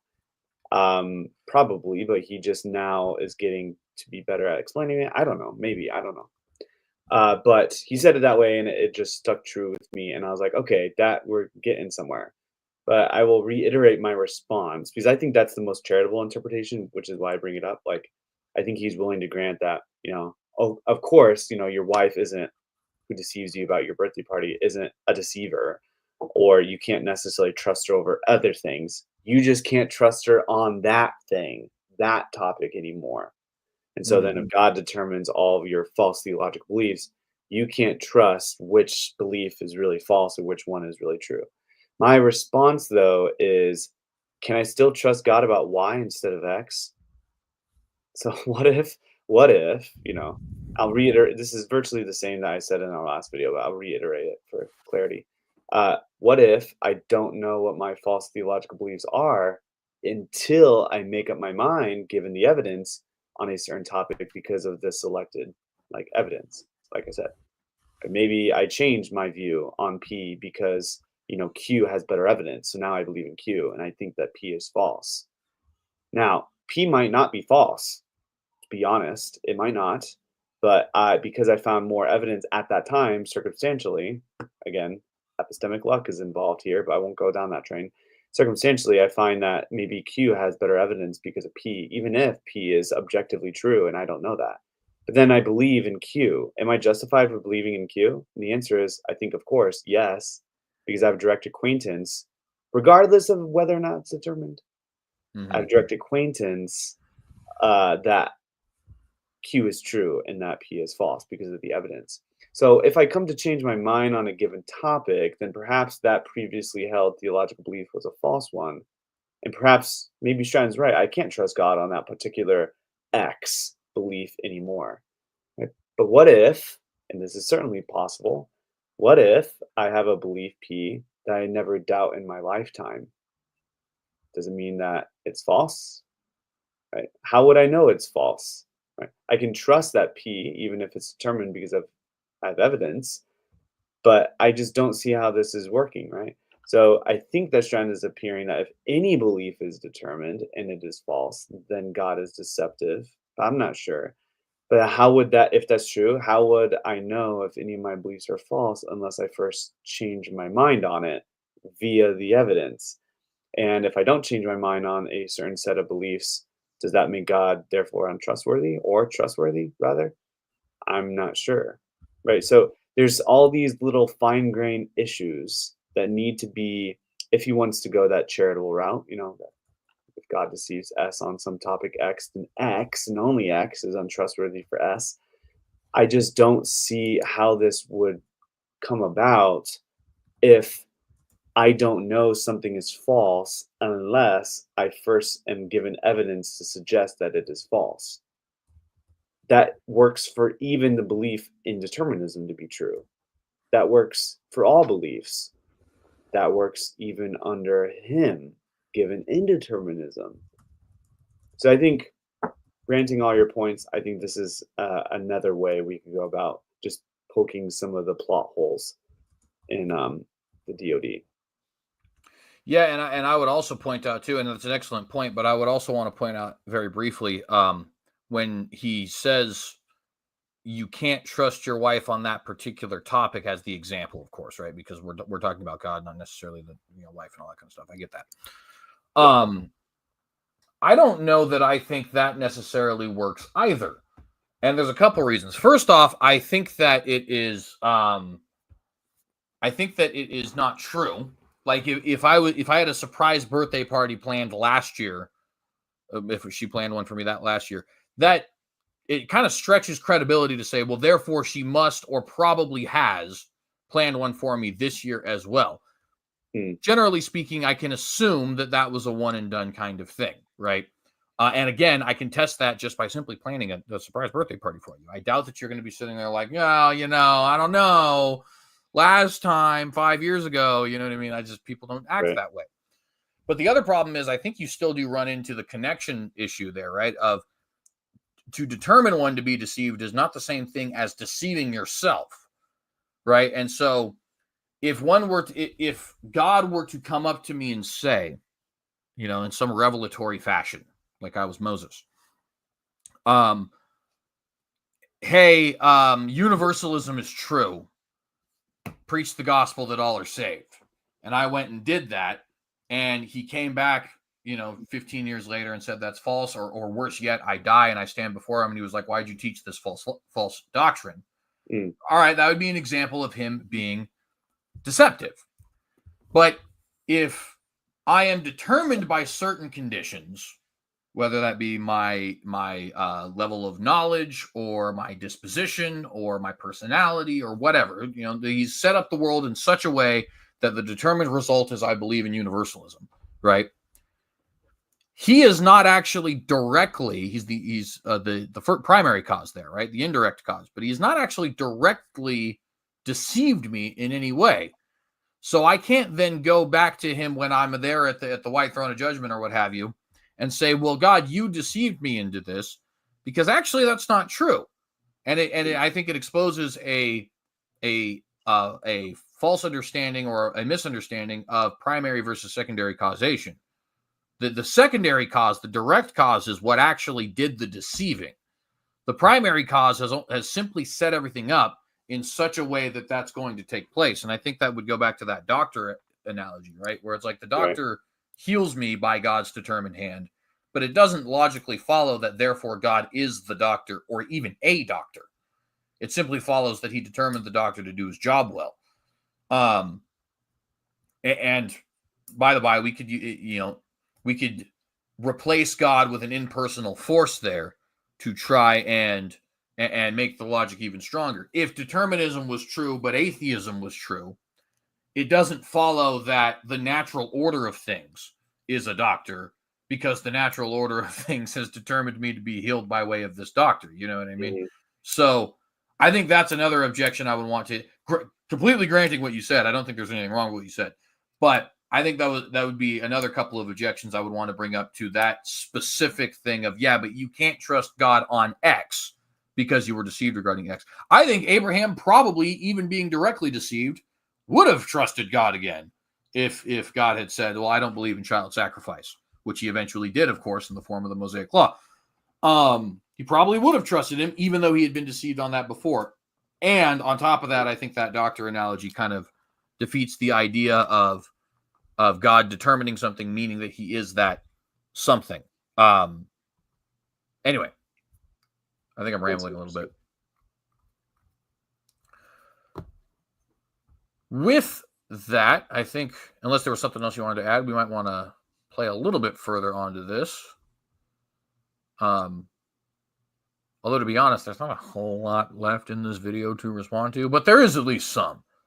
Right. Divine determination view, these cognitive faculties never truly malfunction, right? They always function exactly the way God makes them function, right? Exactly the way a deity of deception determines them to function. They never fail. So I've explained this to these objectors before, that the mechanics of the determination make no difference to the argument. If God determines their false theological beliefs, no matter how the determination happens, then it's metaphysically impossible for them to have inferred a better or true theological belief.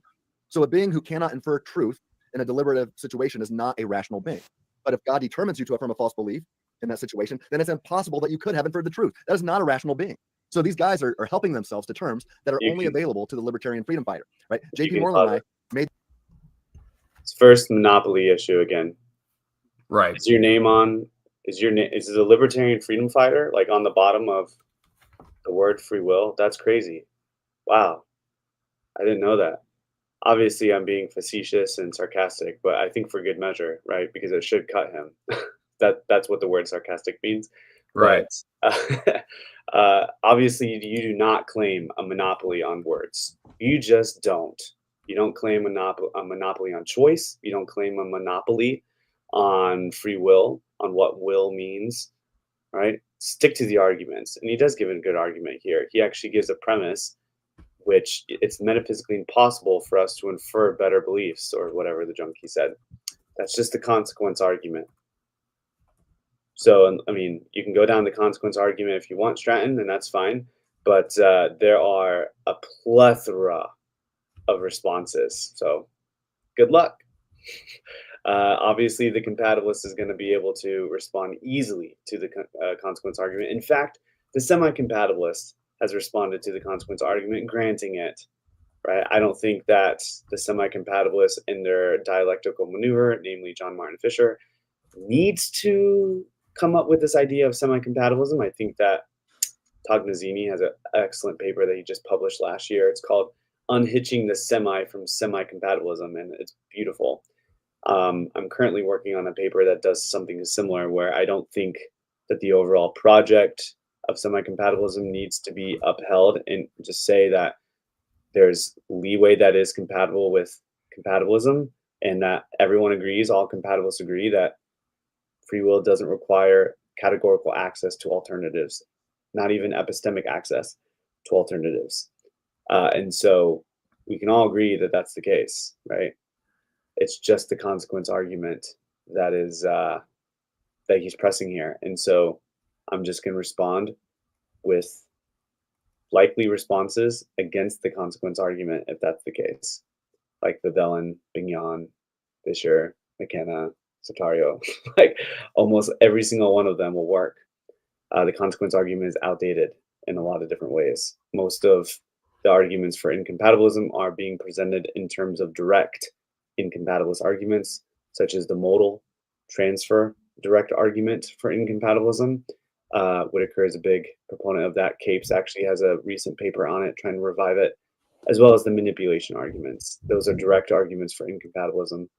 The consequence argument is an indirect argument for incompatibilism, and right now it's not really alive, right? It's not really around in the literature anymore because it's just been beaten to death. So it works in one way, but it doesn't work in another way, and that is exactly the way that Stratton is forsaking to detail. Yeah, I had a thought I wanted to add there, and it literally left me at the word detail. And I'm like, you gotta be kidding. Sorry, man. No, you're good. It's totally not your fault. That's just my brain giving up on me at an inopportune time. But we'll just press play, and if it comes back to me, I'll say what I was going to say.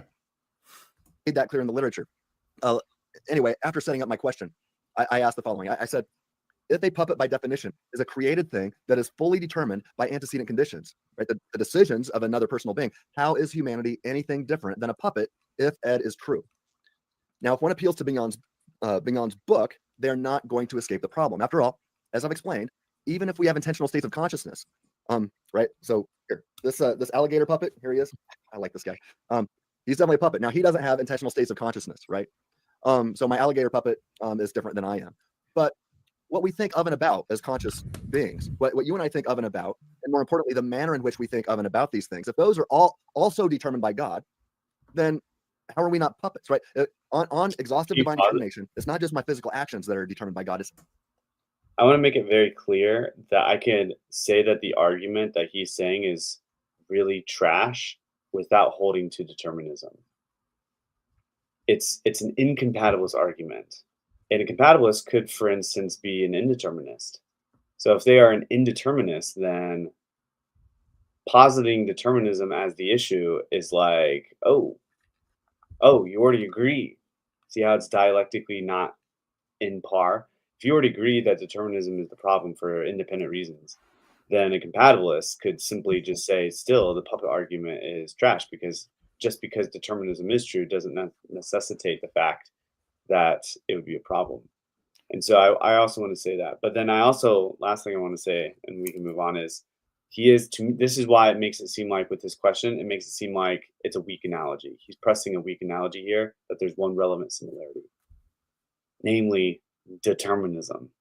But then, as we've seen from Bignon, that's question begging. And again, I will respond to what Bignon actually says in the book, not what you think determinism will do and how determinism somehow functions as a problem. The argument is that you're supposed to show that determinism is the problem, not by just saying it's a problem, just like a puppet. That's a one relevant similarity you're question begging. Again, Stratton, I love you. I think you might have a fetish with fallacies if you want to continue pressing this, right? I'm serious. And I say that with actual respect. But I'm using colorful language because you're using colorful illustrations that are not dialectically on par with the conversation, right? Not because I want to defend determinism, blah, blah, blah, blah. It's just because it's dialectically infelicitous. It's not loyal to the dialectical exchange that Bignon is painting. Yeah, and just as something to back up what you're saying, if I remember correctly, I'm fairly certain David Paulman is a compatibilist, but is a libertarian. He is, so he rejects compatibilism, and he would be an incompatibilist, and he's an indeterminist, but he's not a libertarian. Okay, so I actually remember that all wrong. I remember watching his, reading his post on the Society for Evangelical Outreach when he first published the free thinking argument video that he made, why he doesn't use the free thinking argument, which is actually a very good video. I wish I remembered more about it because I watched it that day and not ever since, but I remember liking it. Anyways, though, I think in that argument, or in that post, he had made the point that he said, man, you know what? I already misremembered it, obviously, because you had to correct there. So now I'm kind of like, maybe I shouldn't even say what I think he said because I'm probably wrong. And it's been like 2 or 3 years now. But something along the lines of how he said he felt that the compatibilism argument didn't get us anywhere because he was because the actual question is whether or not determinism is true, not whether or not compatibilism is true. He might have, what it might have been is he might have been saying, I can grant compatibilism, not I do grant compatibilism. Because I know he is very willing to rhetorically grant something for the sake of argument. Yeah. At any rate, we'll just press forward, I guess, with that. Everything in my conscious life, my mental activity is also determined by God. So if Ed were true, all of one's physical and mental actions are determined by another personal being, God, a deity of deception in this case. So what's the relevant difference? Given the definitions I've provided, how is humanity not a puppet? Hey, if you've liked the content so far, boy, have we got a deal for you. We are only funded by viewers like you, not like PBS, who gets all the money from. Moviegoers realized that Bucky was the puppet of Hydra in the Avengers movies and Captain America Civil War, or it started with the Winter Soldier, right? Now, Bucky still had intentional states of consciousness, but that doesn't mean he's not a puppet, right? He had intentionality. He could think of and about things, but the manner in which he thought of and about things was determined by Hydra. His mental actions, which led to his physical actions, were determined by the bad guys. They were determined by Hydra. And so this Calvinist's mental actions, including his objections, are determined by a deity of deception, at least if Ed were true. And I just say thank God that Ed is false because all right, so I found this to be particularly interesting because to me it is immediately obvious what the difference is between somebody who is determined to do X, Y, and Z in the sense of determinism and somebody like the Winter Soldier, right? I gave the example of possession earlier.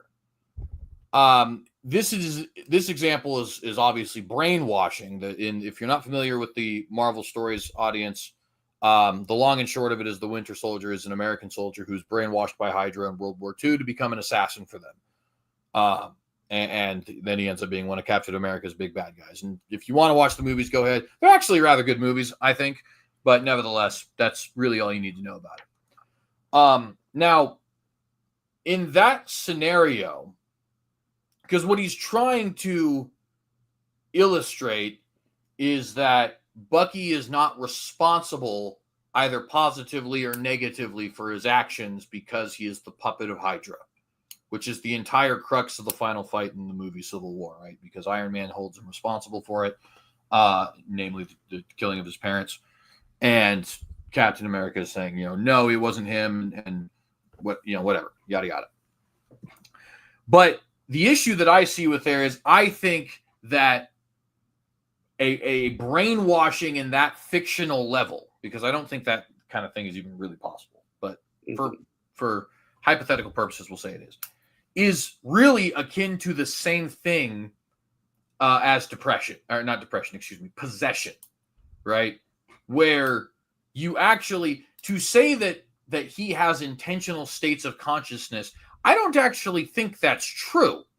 Once he's been, activated, so to speak, as an agent of Hydra by saying those special words that somebody says that turns him into one, right?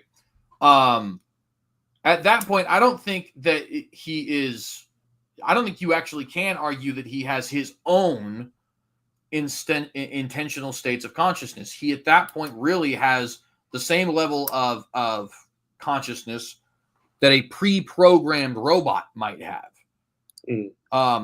He's being possessed, if you will, by way of the brainwashing, not in the same sense as a literal possession, like a demon who's actually inside you and you're doing his will now.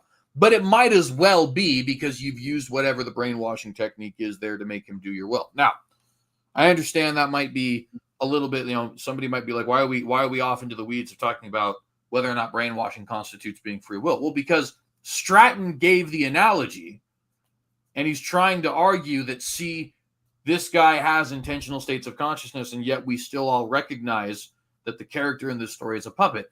But part of the reason we recognize that the character in the story is a puppet is because when he is an active agent of Hydra, he doesn't have intentional states of consciousness. He is merely the possession or plaything of the agency behind him. So, unless I'm missing something, Colton, and please feel free to correct me if I am, I think the very example Stratton gives exposes his position here, because he's giving somebody who is not at all analogous to the way the Calvinist thinks a human being operates, and saying this person is in fact analogous to the way a human being operates, and he's a puppet, therefore human beings on Calvinism are puppets. I mean, I can. It's hard for me to follow, but I mean, I think an easier route would be to just say now we're in the manipulation argument for incompatibilism, and then whatever compatibilist arguments there are in the literature against this, like McKenna's backward strategy, Sartario's reductio argument against ultimate sourcehood, get all in her 2016 book. You can also take, soft line approaches, a hard line approach. I mean, you can really just take your pick. I think that the best thing to do here is to probably take a hardline approach and say that Bucky is morally responsible for his actions, but then his moral responsibility is not incompatible with his manipulation. It just mitigates it. And I think Taylor Sear is a big proponent of this view too. And I think this has some precedence because depending on how far we want to put this story, right?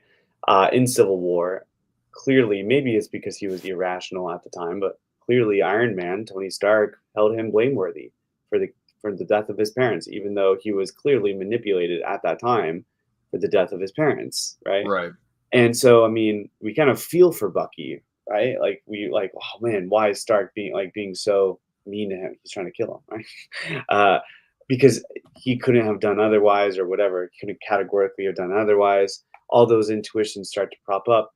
And I think a compatibilist, the best case scenario is this. I think that we can say that he is morally responsible for the death of, the parents, but in a very, very small degree. And I think that constitutive luck in the work of Taylor Sear has shown this to be the case. That if we go back to constitutive luck, the agent takes ownership of a source that they out of a character endowment that they don't first own.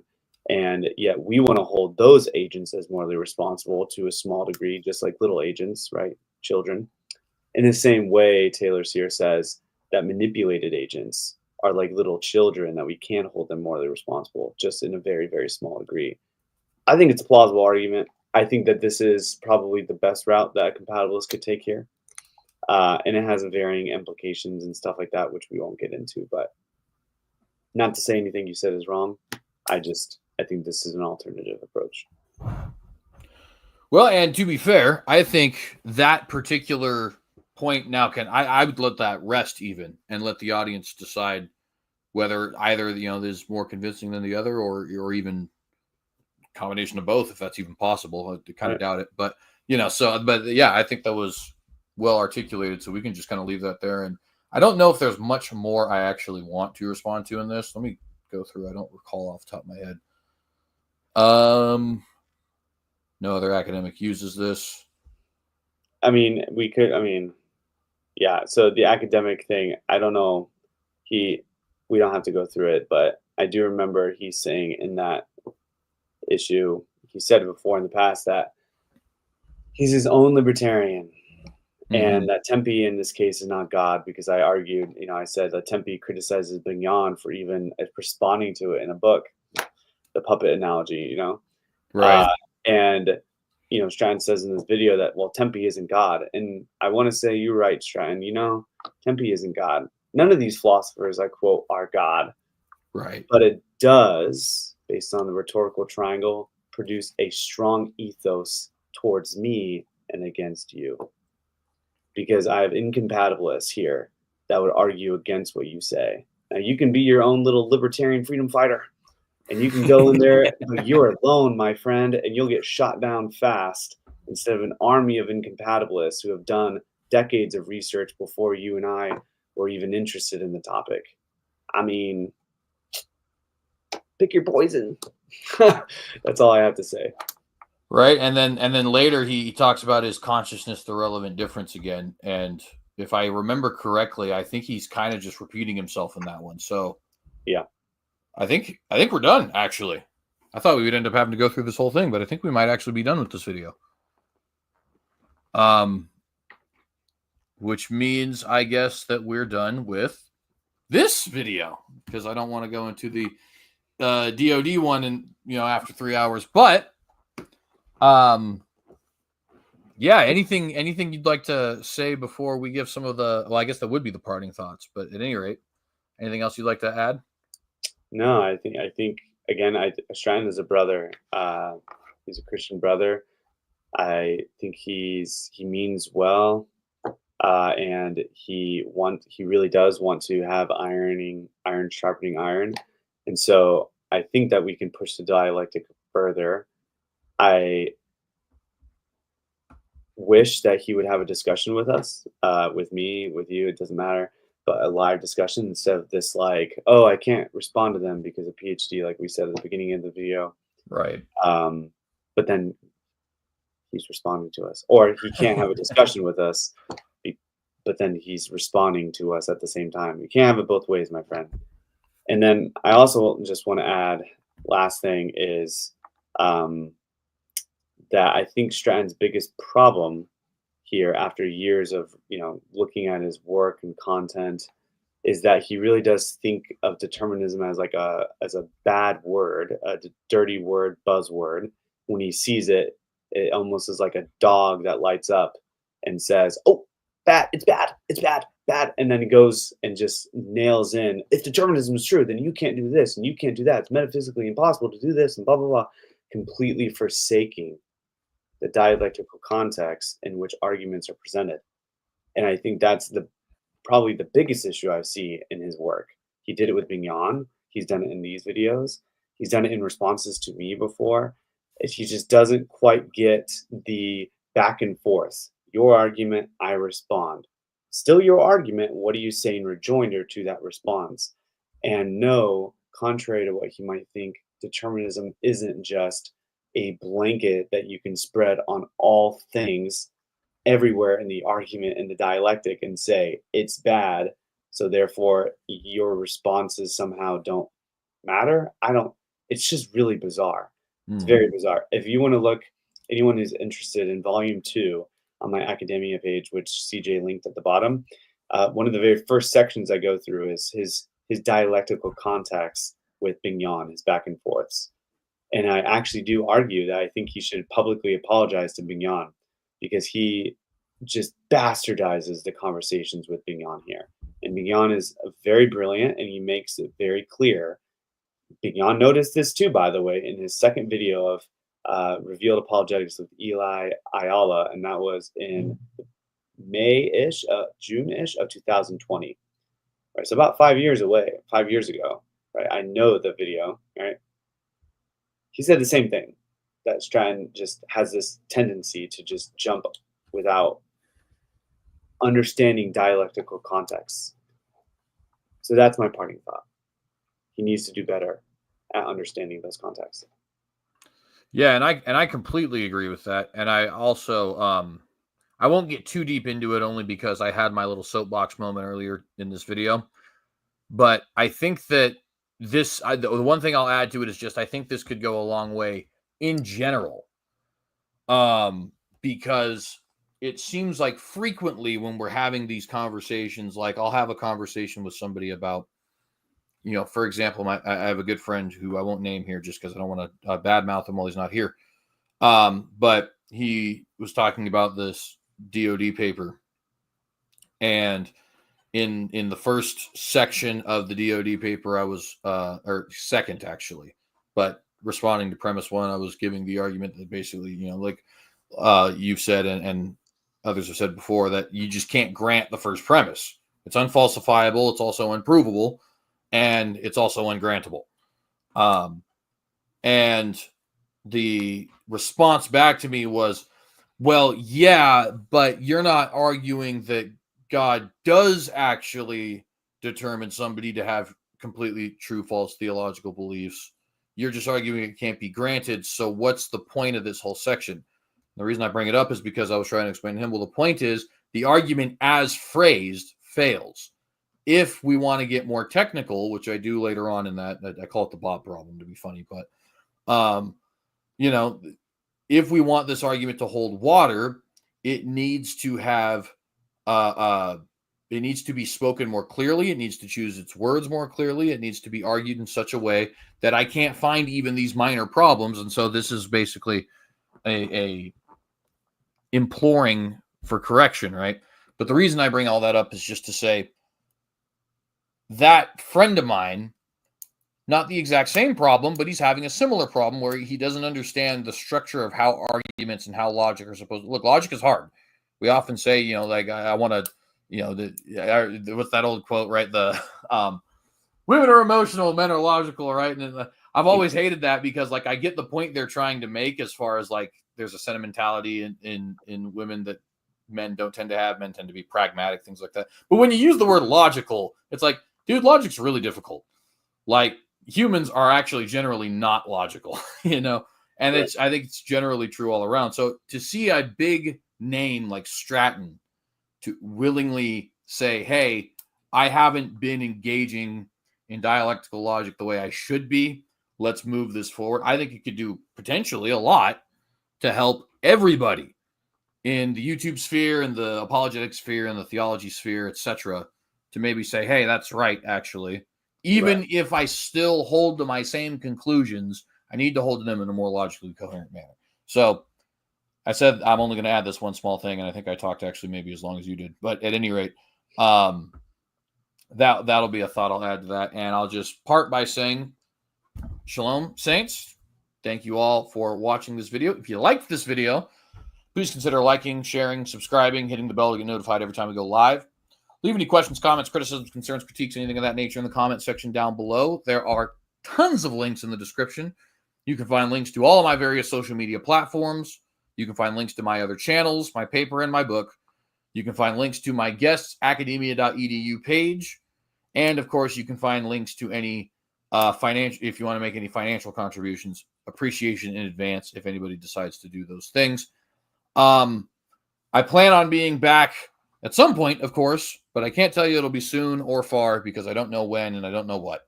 So if the Lord wills and tarries, we'll be here with you guys again soon. God bless and shalom. I said, won't it be a time?